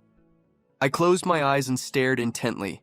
Liu Zhongfu in my consciousness doesn't trust me, because I suffered a loss from being possessed before. Even though the Go skills of the Great Song's top-tier Go Sage will be integrated into me through the blessing inheritance, but I'm not working in the Go circle anymore. It's not as useful as woodworking skills. At least I can fix broken tables and stools at home. You can rest assured, sir. Liu Zhongfu bowed sincerely. I am willing to swear an oath. If I do anything against your will while possessing your body, my soul will be scattered into nothingness. Sss. Another electric current flooded into my consciousness. Along with the trembling, I had a feeling that we had established a vow contract. I mentally asked Brother Liu thoughtfully. I cracked the chessboard when I fell on it. Look at how they're reacting. How do you think I should get out of this? Cracked? Liu Zhongfu shook his head and smiled. How could an imperial bestowed chessboard crack so easily from a fall? It was my naughty son, who made a scene while I was playing Go, and knocked it to the ground. The craftsmanship back then couldn't fix it. It was restored in modern times. I had a brainwave. So you want to solve the endgame? To get rid of your obsession, right? I emphasized, since you've sworn the oath, you have to follow my will after you possess me. I say a sentence, you repeat it exactly. If you agree, I'll let you possess me. Really? Liu Zhongfu looked excited. That endgame has actually survived for 1,000 years. It will finally be solved today, and I'll have no more regrets. Right after that, I felt paralyzed. I lost control of my body. Liu Zhongfu took over. At this moment, everyone was confused by what I was doing. I stood up and looked down at the ancient chessboard on the table, not saying a word. I know you're scared silly, Zhang Jingqun said with a sneer. Why don't you kneel down and apologize to Elder Shui? But Liu Zhongfu shook his head slightly. Liu Zhongfu repeated the voice in his mind and said calmly, this chessboard was already cracked. How dare you quibble and try to shirk responsibility? Many guests looked like they were burning with anger. Liu Zhongfu said unhurriedly, Elder Shui, you admire Liu Zhongfu. You should know him very well, right? So what? Professor Shu's gaze was as annoyed as if he was looking at a fly. Then do you know, Liu Zhongfu personally beat his youngest son lame with a stick. Because his youngest son was extremely naughty, one day he came to ask for money. After Liu Zhongfu refused him, he smashed this. That time, the crack on the chessboard right in front of you was left then. Professor Shui asked Zhang Jingqun, is that true? Zhang Jingqun was shocked inside. When his family went through great trouble to get the chessboard, that crack did exist. They spent a lot of money to get it restored. But if he admits it, that would be helping his love rival who he just pushed into a corner get out of trouble. Elder Shu, he's lying. He's just brazenly trying to shirk his responsibility, Zhang Jingqun said calmly. The previous collector said, the chessboard was flawless. Huh, Liu Zhongfu laughed himself. He stuck out my fingernail. Elder Shu, everyone look carefully. There's nothing on it right now. Then he scraped at the crack of the imperial bestowed chessboard a few times and held it right under Professor Shu's nose. Look what's under my nail. It's the dried residue of glue. Seeing this, Professor Zhu's expression changed instantly like flipping a book. Suddenly, he was all smiles. This kind of chessboard is the real authentic one. Professor Shui looked like he had met a confidant. He enthusiastically pushed me down onto his own Grand Master chair and said, after the birthday banquet tonight, don't leave, the two of us will have a private drink later. All the guests were in an uproar, telling a story, scraping twice, and he got out of the certain death situation. What's even more shocking is they're now as close as grandfather and grandson. The harmonious scene of the old and the young made Suinran's heart flutter nonstop, falling into the abyss and then rising to the clouds. Did this guy get lucky, or is he actually hiding his real skills? Zhang Jingqun was even more dumbfounded on the spot. No way. I can't let this takeout trash steal the spotlight. He racked his brains and came up with a way to win the round back. A brilliant trick to make the other guy make a fool of himself. He asked with a provocative smile, Wang Yang.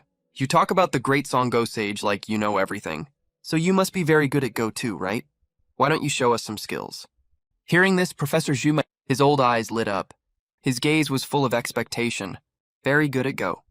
Hearing this, Liu Zhongfu trembled slightly. The aura around him suddenly changed drastically. Overbearing, yet still gentle and gentlemanly.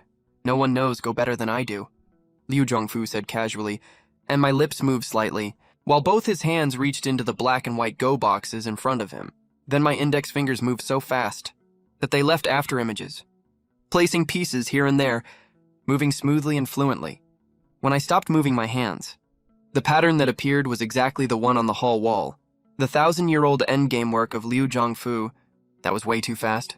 He must have just placed them randomly, right? I could do that too. Does anyone here know Go? What is he even placing here?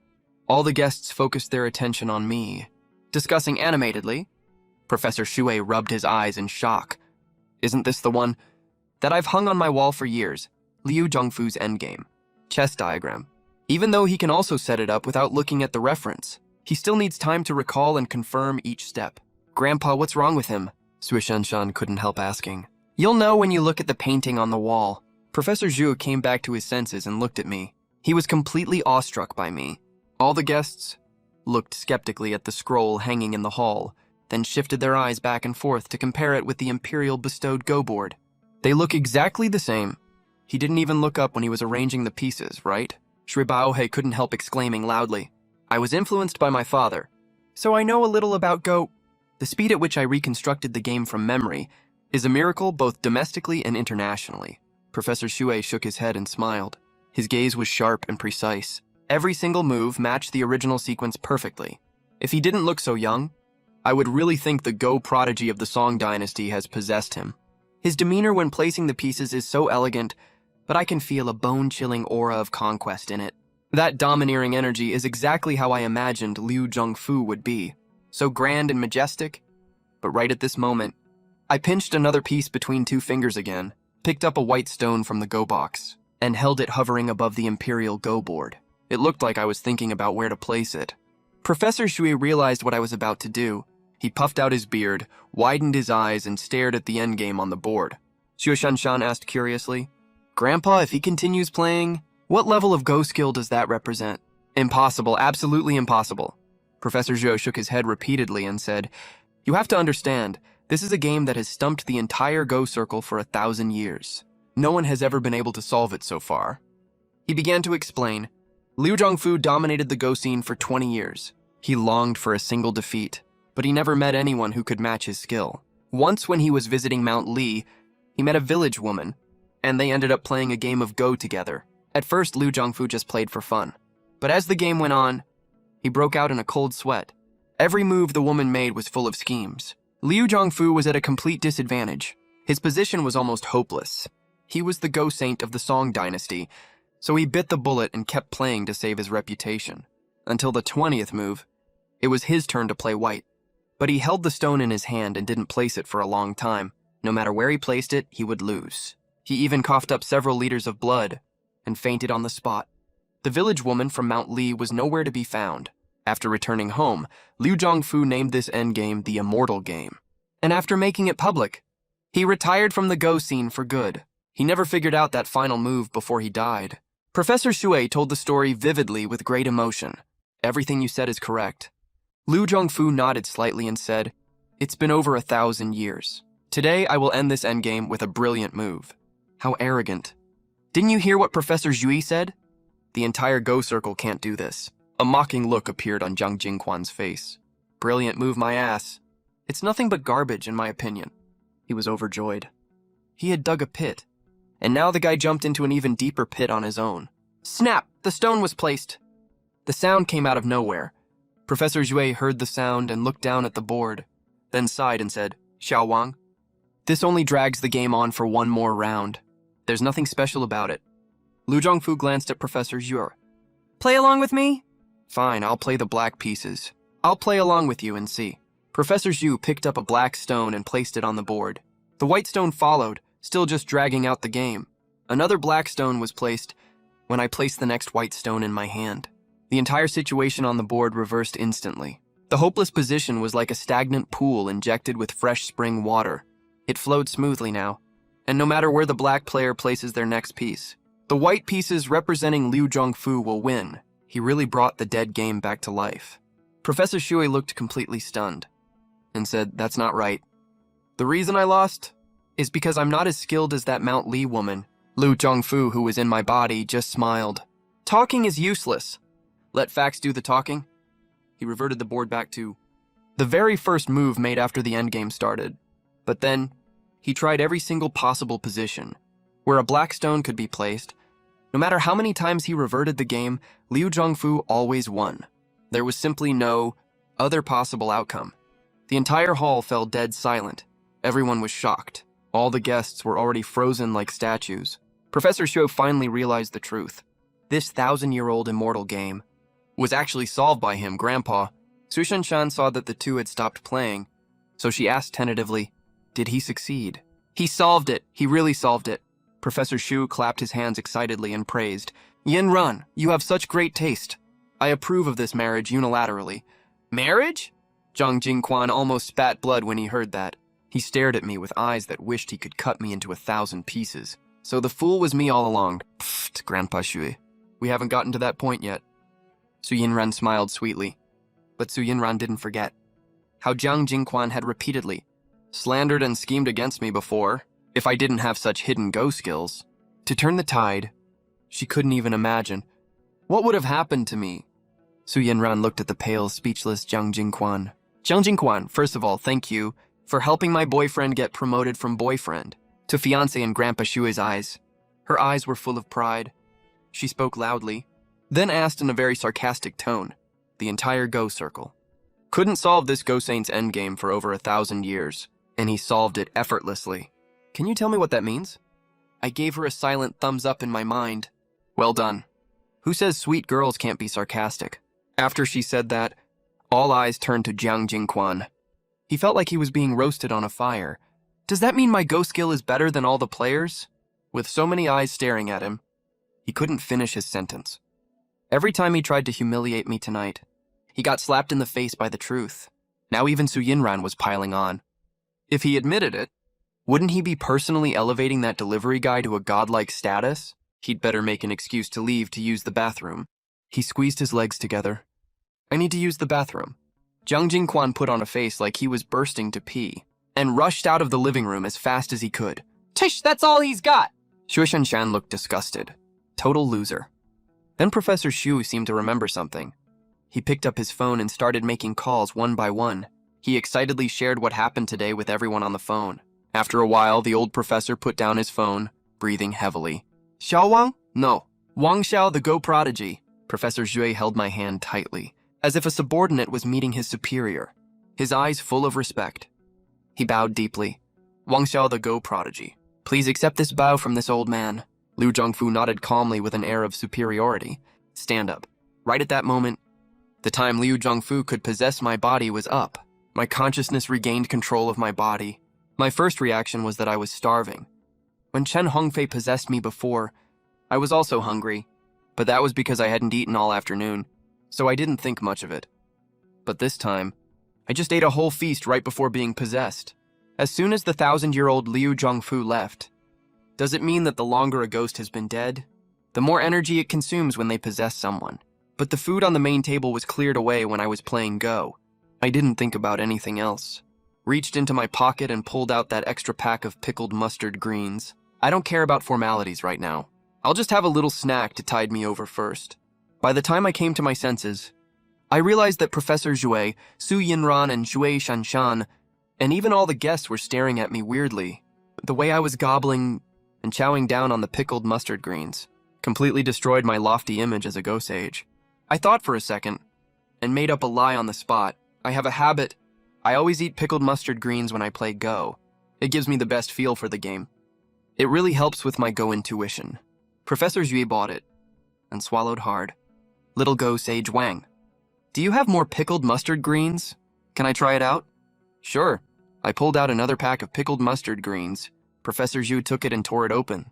Crunch, crunch. His eyes lit up more and more as he ate. "Bao Hei, order me a whole case of pickled mustard greens tomorrow." With that, Professor Shui stroked the Go board with one hand and kept gnawing on the pickled mustard greens with the other. Amazing, so amazing. The look of pure bliss on his face was like he'd just taken a magic pill that unblocked all his meridians.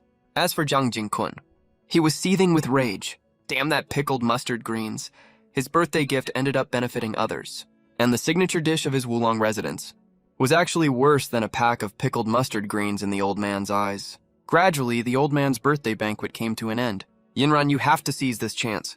Before he left, Professor Shui gave Su Yinran an earnest warning. I'll do my best, Su Yinran nodded, but felt extremely guilty in her heart. We're not actually dating, I just dragged him here to deal with Zhang. You won't even see him after today. All the guests stood up to say goodbye. Su Yinran and I walked arm in arm to the courtyard gate. Yinran, let me drive you back to school. Zhang Jinkin ran ahead to the passenger seat of his car and pulled the door open. Su Yinran was stunned for a moment. He still won't give up. That was something she didn't expect. Then I'll give him a bombshell. No need, I'm not going back tonight. Su Yinran naturally rested her head on my shoulder and smiled shyly. I'm sleeping at his place. You're living together. Zhang Jinkun's mouth opened feebly. As for the group of rich young heirs, they decided to stand up for the top dog in their circle. Wang Yang, ignore him. Let's go home. Su Yinran ignored Zhang Jinkun and got straight into the Cayenne Turbo GT that Wang Yang borrowed with me. On the way, Su Yinran asked uncertainly, Wang Yang, are you secretly a rich second generation who delivers food just to experience life? It's not my car. I was at an elder sister's place and I was in a hurry to come help out, so I borrowed it. Wang Yang explained. Su Yinran glanced at him approvingly. He's honest, not pretentious at all. That added more points to his image in her mind. Su Yinran couldn't help recalling the scenes from the birthday banquet. She was so lost in thought that she fell asleep. She jolted slightly in her dream. When she opened her eyes again, the car had already stopped. We're here, Wang Yang's voice sounded. She looked a little tired as she stared at the unfamiliar environment outside the window. Where is this? My rented apartment. Downstairs? You didn't take me back to Shanghai University. Wang Yang was speechless for a second. Didn't you say you were coming home with me? His eyelids were already heavy with sleep. He didn't get a moment's rest all day, and then he had to deal with the big feast and all the drama at night. He was as tired as a dead dog. All he wanted to do right now was collapse on the bed and sleep until he woke up naturally. Ah? Su Yinran almost cried. You're such an oblivious straight man. I said that just to make Zhang Jinkun give up for good. Wang Yang realized what was going on when he saw her expression. He restarted the car. I'll take you to school right now. No, I'll just stay at your place for one night. Su Yinran looked at the tiredness on Wang Yang's face and felt an inexplicable ache in her heart. If he drove her to school and came back alone, it would take forever. Drowsy driving could really cause an accident. As long as you don't mind. Wang Sama yawned. Su Yinran nodded, got out of the car and followed him upstairs. Inside was only one bedroom and a tiny bathroom. Though it was kept pretty clean, Su Yinran still started to get cold feet. There's only one bed. Wait a sec. Wang Kam tore off the bedsheet and quilt cover and quickly changed into a spare set. Then he took a blanket, folded it in half on the floor, using half as a mat and the other half as a cover. Yinran, I'm going to sleep first. Isn't it cold sleeping on the floor? Su Yinran felt a little bad for him. Young guys sleep on cold kangs. We run hot enough to handle it. Wang Yang rolled over. A few seconds later, his snores started. Pfft. Su Yinran laughed so hard she almost choked. She stepped over him and got into the bed. Though it was a single man and woman alone in a room, she felt pretty safe. The night passed. Wang Yang smelled a delicious scent. He sniffed twice. When he opened his eyes, Su Yinran was holding fried dough sticks, soy milk, steamed buns, and congee, setting them in front of him. I didn't know what you like, so I bought a bit of everything. Wang Yang was half asleep, still a little dazed. Su Yinran's face came into his view. Is this a fairy descending to Earth? This dream is so realistic. Since it's a dream, I might as well be bold. He was afraid the dream would end at the critical moment, and he wouldn't be able to pick up where he left off if he fell asleep again. Wang Yang raised his hand hurriedly. He grinned stupidly. Hey! What are you doing? Stop being a perv. Su Yinran stepped back a big step, her eyes full of confusion. Wang Yang jolted awake completely. Sorry, I was still half asleep. Wang Yang closed his eyes tactically. You still have drool on the corner of your mouth. Su Yinran was half annoyed, half amused. Forget it, forget it. After all, he helped me out a lot and was so tired. Wang Yang awkwardly wiped off the drool, picked up the breakfast and started eating, to hide his embarrassment. After he filled his stomach, Wang Yang drove Su Yinran to Shanghai University. They got out of the car together when they arrived. Wang Yang didn't move an inch. Instead, he waved with a smile. Why? Su Yinran suddenly had a random thought. We spent an unforgettable night together, and now we're just going to be strangers. She was a little reluctant, but not so attracted to him that she wanted to get tangled up. Yeah, we should have a proper goodbye. She walked a few steps, then turned and ran back, looking at him seriously. About last night? Thank you. Let's have a symbolic hug. As a souvenir, I refuse. Wang Yang shrugged arrogantly. Don't even think about taking advantage of me. Refusal denied. Su Yinran opened her arms on her own. Leaning forward, as they hugged, she gritted her teeth next to his ear. Haven't you taken enough advantage of me already? Even if I take advantage of you once, it's not too much.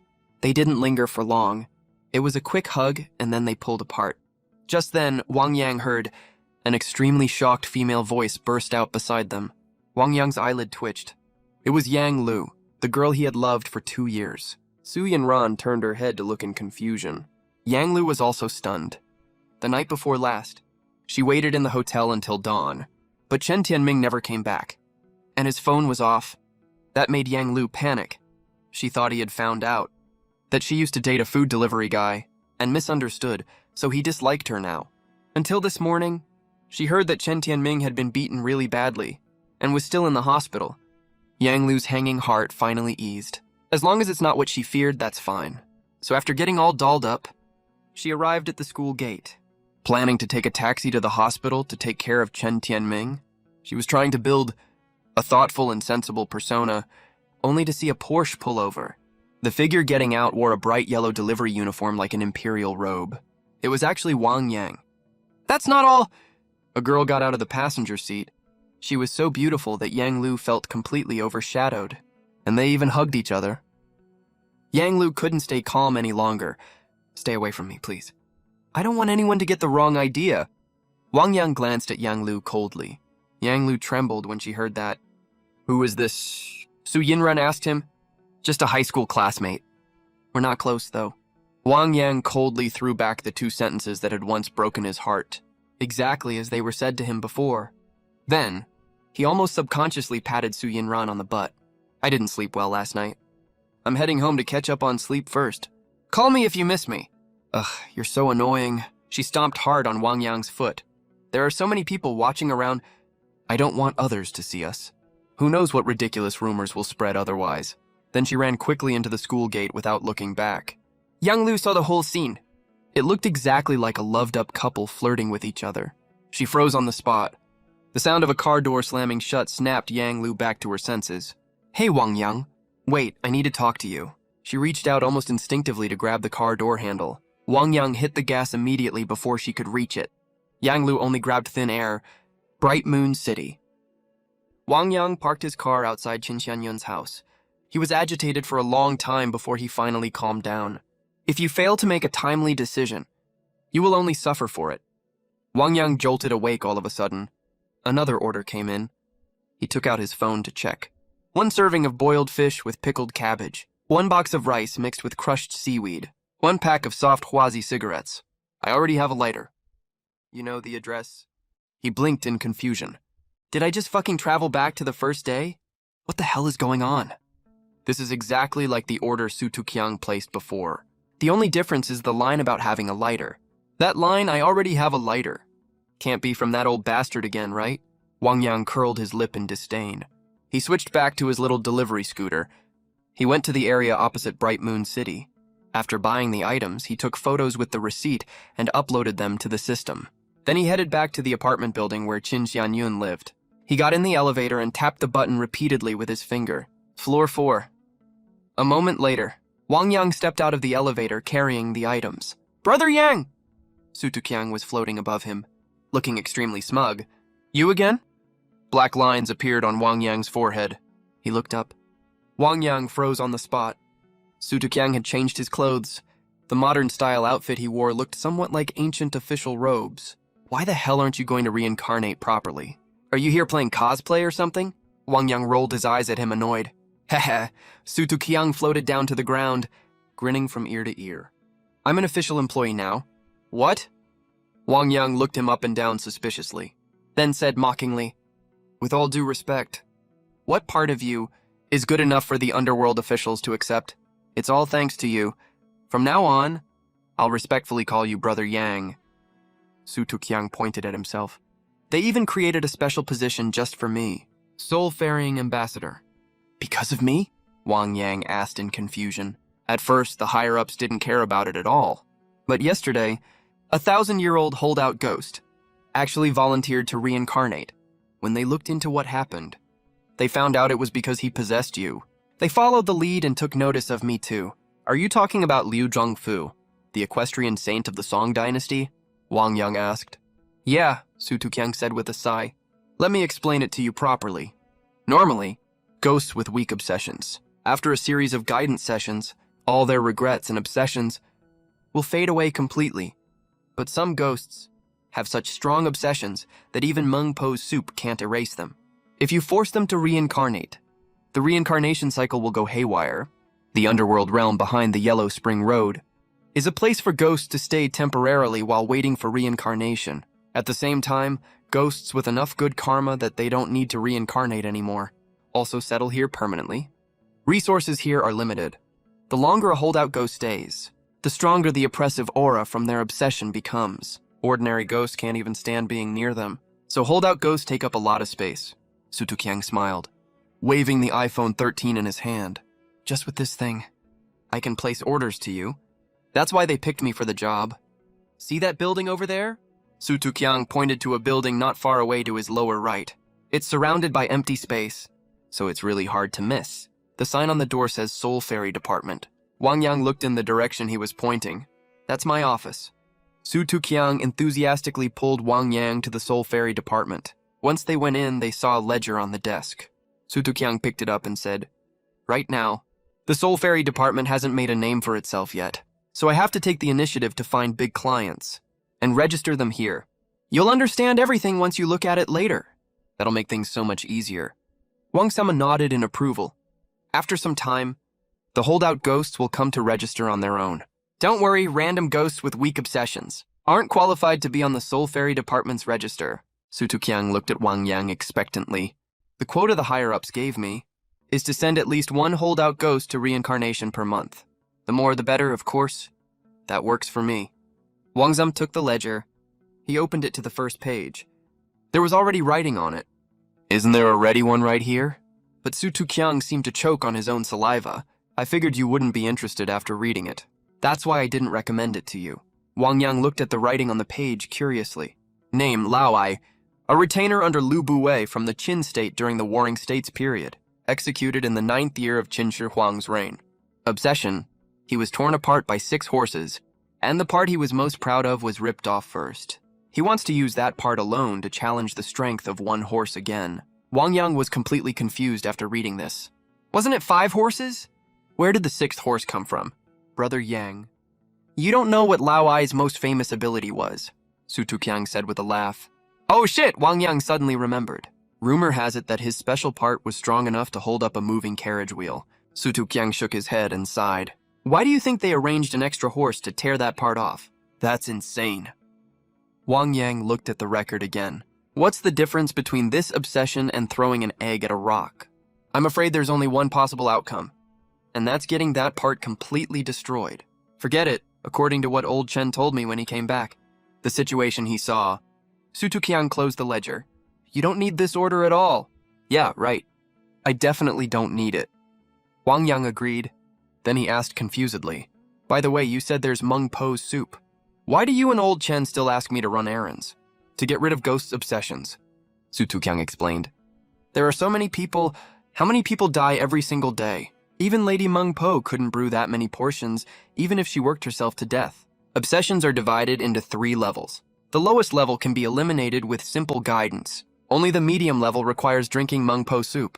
The highest level turns into stubborn holdouts. All right, I'll head back first then. Wang Yang patted the other person on the shoulder. I'll help you clear out those holdouts. You help me keep an eye out for talented deceased souls. We start from right now. We're taking off, that's right. Take off. Su Tuqiang saw Wang Yang off excitedly, right until they reached the apartment building entrance. As the elevator went up, Wang Yang returned to Bright Moon City in the mortal realm. When the signal came back, the phone vibrated 3 times in a row. Who sent me WeChat messages? Wang Yam took out his phone. It was Su Yinran. The timestamp said 5 minutes ago. Wang Yang, you're famous. Shan Shan posted the video of you solving the endgame and giving Grandpa Jue guiding chess lessons. Online. I'm famous? Wang Yang was a little confused. He did as she said, and first opened the trending page of Site AC. In a prominent spot. Shocking! A delivery guy turns out to be a Go master. Crushes an endgame puzzle. Wang Yang looked at the bullet comments. He was feeling pretty smug inside. He even walked with a spring in his step. Just then, the sun is shining bright in the sky, flowers, smile at me, little birds say. The ringtone went off. Wang Sama took a look. The caller was Station Master Liu from his delivery station. He'd gotten way too many complaints and bad reviews this month. In Station Master Liu's eyes, he was an extremely problematic employee. Liu had tried to make him go door to door to apologize more than once. But Wang Yang was young and hot-headed. There was no way he'd compromise. Whatever, I don't care. So he hadn't been to the station for a whole week. He answered the phone and asked impatiently, Station Master Liu, what's up? With that tone in the past, Station Master Liu would have chewed him out already. But now he was all humble and servile. He said, Brother Wang Yang, I never thought we had such a big shot hiding at our station. Please, can you make some time to come over soon? That cautious, careful tone, like he was afraid Wang Yang would get back at him. Oh, my great Go master. The station entrance was swarmed by reporters this morning. Station Master Liu's voice was almost tearful. They've got all kinds of cameras and mics, shoving them right in people's faces. Wang Yang was stunned. Are reporters that fast? Crap, I can't keep a low profile anymore. Station Master Liu kept begging. I'll get the higher-ups to remove all your bad reviews right now. Don't be mad, okay? Come back, wait. Wang Yang got anxious as soon as he heard that. If they resume normal deliveries for me, that'll totally ruin my future. If there's order after order popping up on the list, it'll definitely block the underworld orders from coming through. You can ask for anything you want, anything. Station Master Liu was being extra deferential. Honestly, I just saw that endgame last night and couldn't resist trying it. Wang Yang said helplessly. Sai, my identity as a Go master has been exposed. But do you know why I don't play Go professionally? And work as a delivery guy instead? Yeah, I've been wondering that too. Station Master Liu nodded. It's too lonely. Wang Yang's voice was full of the loneliness of someone standing at the peak of a mountain. The moment I step into the Go scene, who in the entire Go world could possibly compete with me? Boring. Material pleasures are low-class tastes. I'm someone with refined tastes. Station Master Liu was totally fooled by his act. He believed every word of it. I get it. I'll report your situation to the management right away. We'll make you the star writer for Meilemi. Turn you into an industry role model. Wang Yang almost cursed out loud. He said seriously, you still don't get it. For me, fame and fortune are like floating clouds. I can get them whenever I want. But do I care about them? Then what do you mean? Station Master Liu was confused again. Let nature take its course. Wang Yang said, leave the bad reviews there. I wander around the streets every day, see all kinds of people in their lives. What about the reporters here? Make up some excuse to send them away. Wang Yang didn't give him a chance to say anything else. He just turned off his phone directly. Back at the delivery station, did you get a hold of the Go Master? When is he coming? All the reporters kept urging and asking. Station Master Liu was feeling nervous. If he said that guy wasn't coming, these so-called uncrowned kings would come up with all kinds of conspiracy theories and drag my name through the mud. He thought over what Wang Yang had said, then came up with his own interpretation. The Go Master refuses all interviews. He said he doesn't want his life disturbed by the chaos of the secular world. As for entering the professional Go scene, he also said, everyone in the entire Go world, no exceptions, none of them are worthy of being his opponent. It's too boring. No point in going. After the reporters heard that, they all exclaimed that he was way too arrogant. Modesty is a traditional Eastern virtue after all, even though they didn't get to interview the man himself. But their professional instincts gave them ideas for even more eye-catching headlines. They all left with smiles on their faces. Meanwhile, Wang Yang got on his scooter. He went to the mall and picked out a bunch of toys carefully for Ruru, then headed to the decoration company. After all, Qin Xianyun had lent him her car. He had to show his gratitude. Sister Xianyun, are you busy? Wang Yang pushed the door open. He saw Qin Xianyun hunched over her desk writing a project proposal. I didn't disturb you, did I? Qin Xianyun saw it was him, broke into a smile. You absent-minded partner. You finally decided to come see your sister, huh? Don't overwork yourself. Take a break. Wang Yang noticed she had dark circles under her eyes. He felt a little bad for her. Qin Qianyun felt warm inside. Wang Yang was like a ray of sunshine in the cold winter, shining right into her heart. It was a shame there was an 11-year age gap between them, and she had been married once before. She wasn't good enough for him. Wang Yang put down the bag and the car keys. I parked the car downstairs from your place. These are the toys? You have really good taste. These are all her favorite kinds. Qin Qianyun looked inside the bag. She was very surprised. Come on, let me give you a shoulder massage. Wang Yang walked around to the back of the chair, put his hands on her shoulders. Qin Qianyun couldn't help letting out 2 soft moans. What's wrong? Did I hurt you? Wang Yang stopped. No, it doesn't hurt, it just feels really good. Qin Qianyun's voice got softer and softer. By the end, it was as quiet as a mosquito buzz, almost inaudible. Then I'll keep going. Wang Yang's fingers and palms started moving again. Oh, right. Finance will transfer 3 million yuan to your card this afternoon. Qin Qianyun said suddenly. Huh? Wang Yang was stunned. To 3 million. That's your share of this year's dividends. Qin Qianyun smiled. It's almost late December. There's only a little over 10 days left in the year. To keep the employees' morale up, I decided to calculate and distribute year-end bonuses, salaries, and dividends early. Wang Lam took a deep breath. He made a firm decision. I've been away from home for so long. I miss home. I'll go back this afternoon. It's not that far. It's in Tang'an County, a county under the jurisdiction of Zhonghai City. It's larger than most ordinary cities. His parents have very low incomes. They still live in a messy, run-down old resettlement building right now. They always sleep in the living room. They gave the 2 bedrooms to Wang Yang and his little sister. They went through all kinds of hardships to raise him, but he ended up failing the college entrance examination, which made his parents lose face in front of all their relatives and neighbors. Everyone was gossiping and laughing at them behind their backs. His dad told him to retake the exam for another year. Wang Yang knew he wasn't cut out for that. That was one reason. The other was that he was afraid Yang Lu would change her mind back then. He came to Zhonghai alone after a huge fight. He never made anything of himself out there, so he was too ashamed to go back home all these years. After all the recent setbacks, Wang Yang finally came to a deep realization. That family will always be the ones who treat him best. He's about to receive 3 million yuan in cash soon. He's got money now, so he plans to buy a big apartment in a good location. Then let his younger sister, who's just entered middle school, enjoy better learning resources. It's 2 p.m. in Tang'an City. Wang Yang is wearing a set of casual clothes right now. Standing outside his family's door, he smells the aroma of cooking wafting out. It's the warm, familiar scent from his memories. He raises his hand and knocks on the door. Who is it? His mother Zhou Huilin asks from inside. Mom, it's me. Wang Yang is overcome with a mix of emotions. The door opens and Zhou Huilin pulls him in excitedly. She shouts toward the kitchen. It's really Yangzi. Old man, Yangzi is back. That single nickname Yangzi made Wang Yang's nose sting with tears. His father Wang Anfu holds an oil-stained spatula in his hand, staring at Wang Yang with a stern expression. So you finally remember you have a home. I thought you died out there. Shut up if you can't speak nicely. Go back to cooking your food.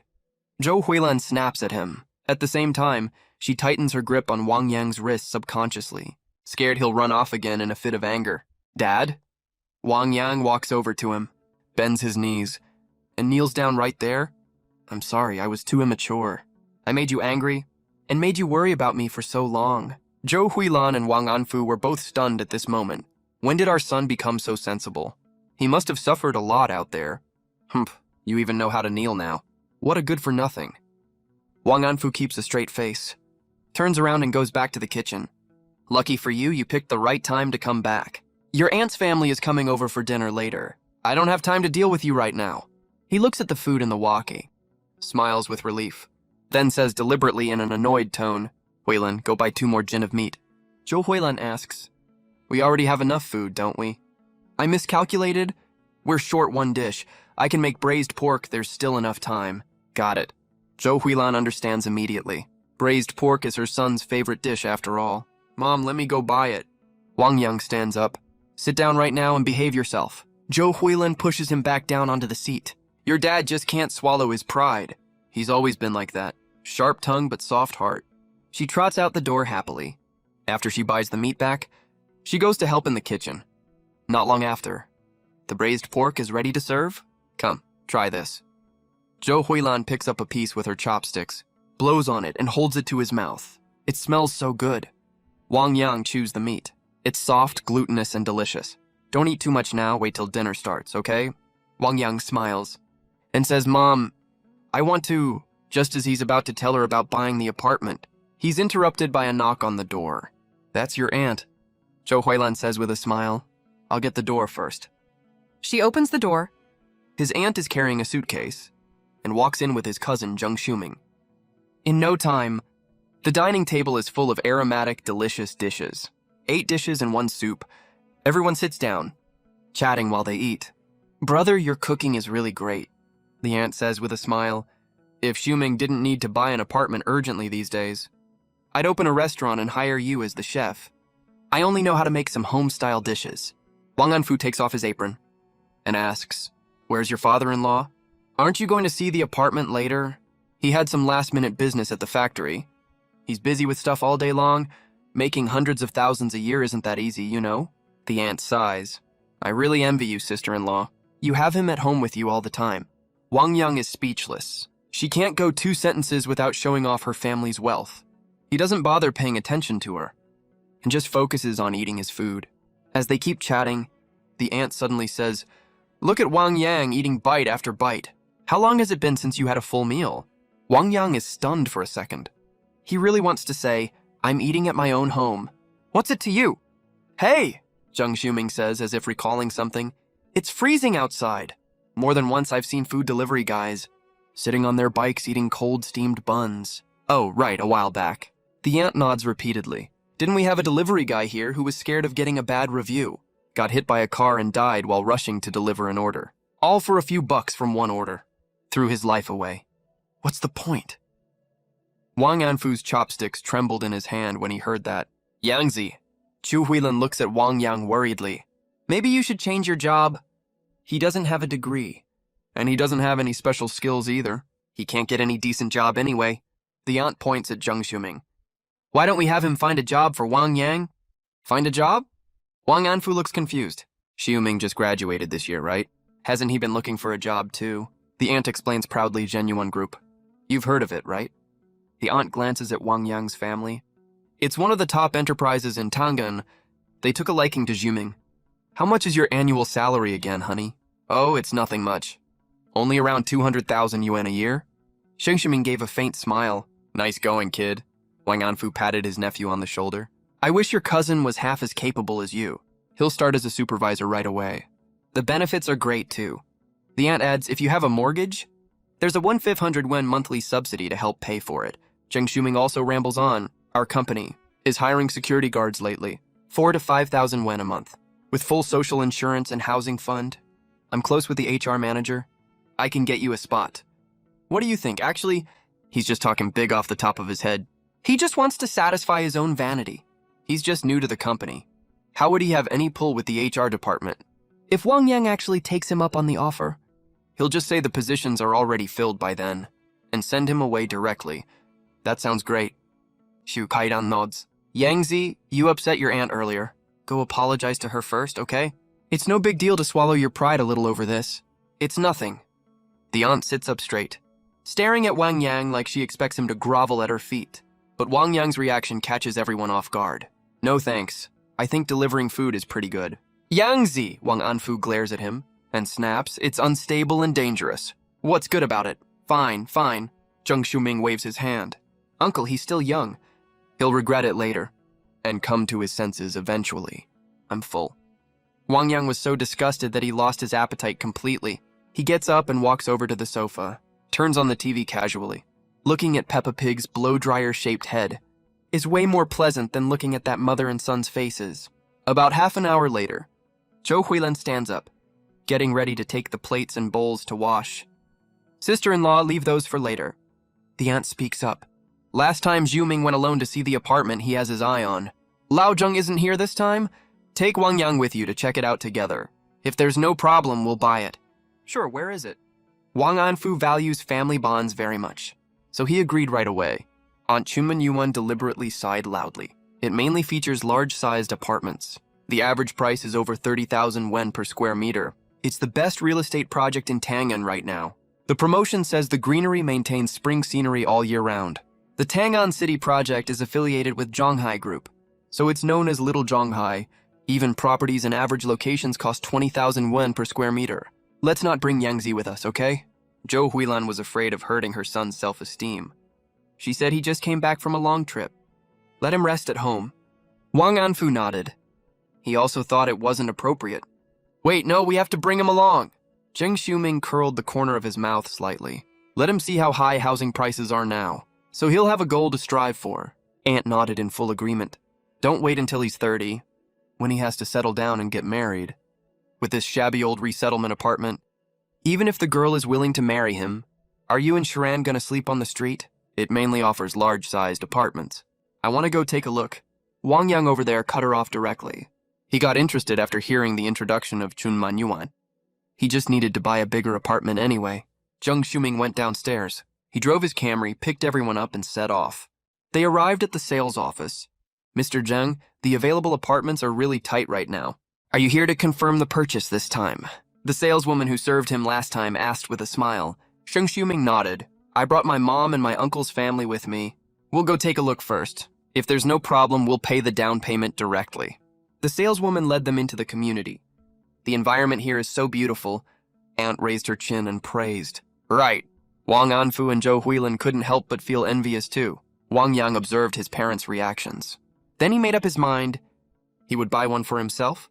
Then the group arrived at Building 5, which is right next to the road. Didn't you say it mainly features large apartments? Aunt asked disappointedly. The marked area is just a little over 100 square meters. It won't be much left after deducting the shared area. This is the only medium-sized apartment available. It's relatively affordable for ordinary people. The saleswoman introduced, the total price is about 4 million yuan. The minimum down payment is 30%. Then you can enjoy the same living experience as owners of large apartments. What? Aunt got a little anxious. So the down payment is 1.2 million yuan. Xiuming, didn't I tell you to buy one under 1 million? Mom, don't just look at the immediate benefits, Zheng Xiuming said with a smile. All people living here in the future will be either rich or noble. It's said that the eldest son of our Zhenyuan group also bought an apartment here. Living in the same community as him, won't there be plenty of chances to get closer to him? That makes sense. Aunt stopped objecting, but she only had 1.1 million yuan in cash on hand. She turned to Wang Anfu and asked, You see the situation. Lend me 100,000 yuan first to meet the urgent need. I'll pay you back when Lao Zheng gets his bonus before the Spring Festival, okay? Wang Anfu nodded. The family only has a little over 100,000 yuan in savings. His own sister has already asked. Her family owns a factory. Besides, her son has a good job. There's no risk of her not paying back. To ease the awkwardness, she raised her hand and pointed. The building in the very middle looks a lot taller, right? That's the prime central location of Chunmanyuan. Building 8.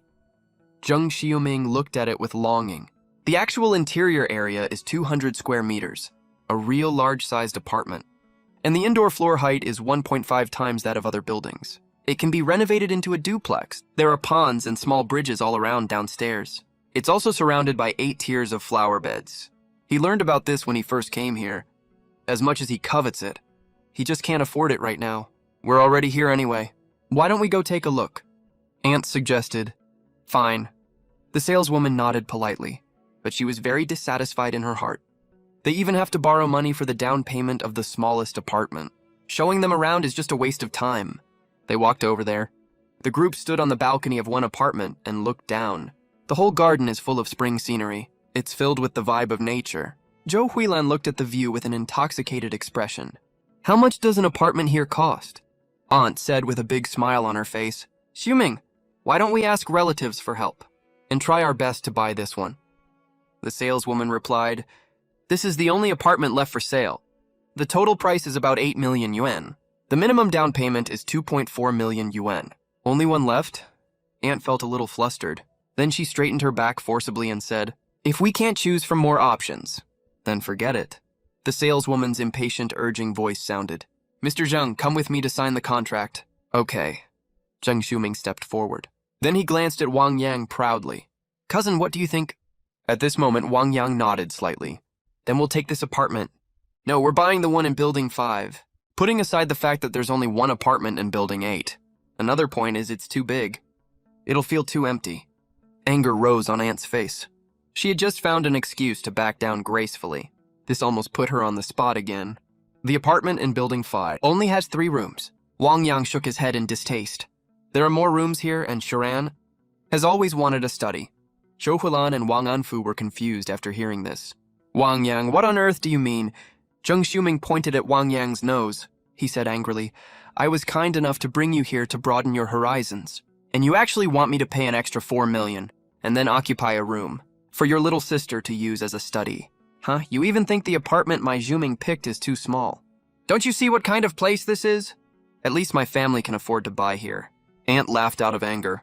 She mocked, What, you live in a doghouse and don't want to work hard, so you set your mind on your relative's fancy home. I'm not talking to you. Please don't interrupt. Thank you. Wang Yang ignored them. He looked at his parents seriously. Good things don't wait for people. Mom and Dad, if you think this is good, let's go to the sales office and buy this apartment right now.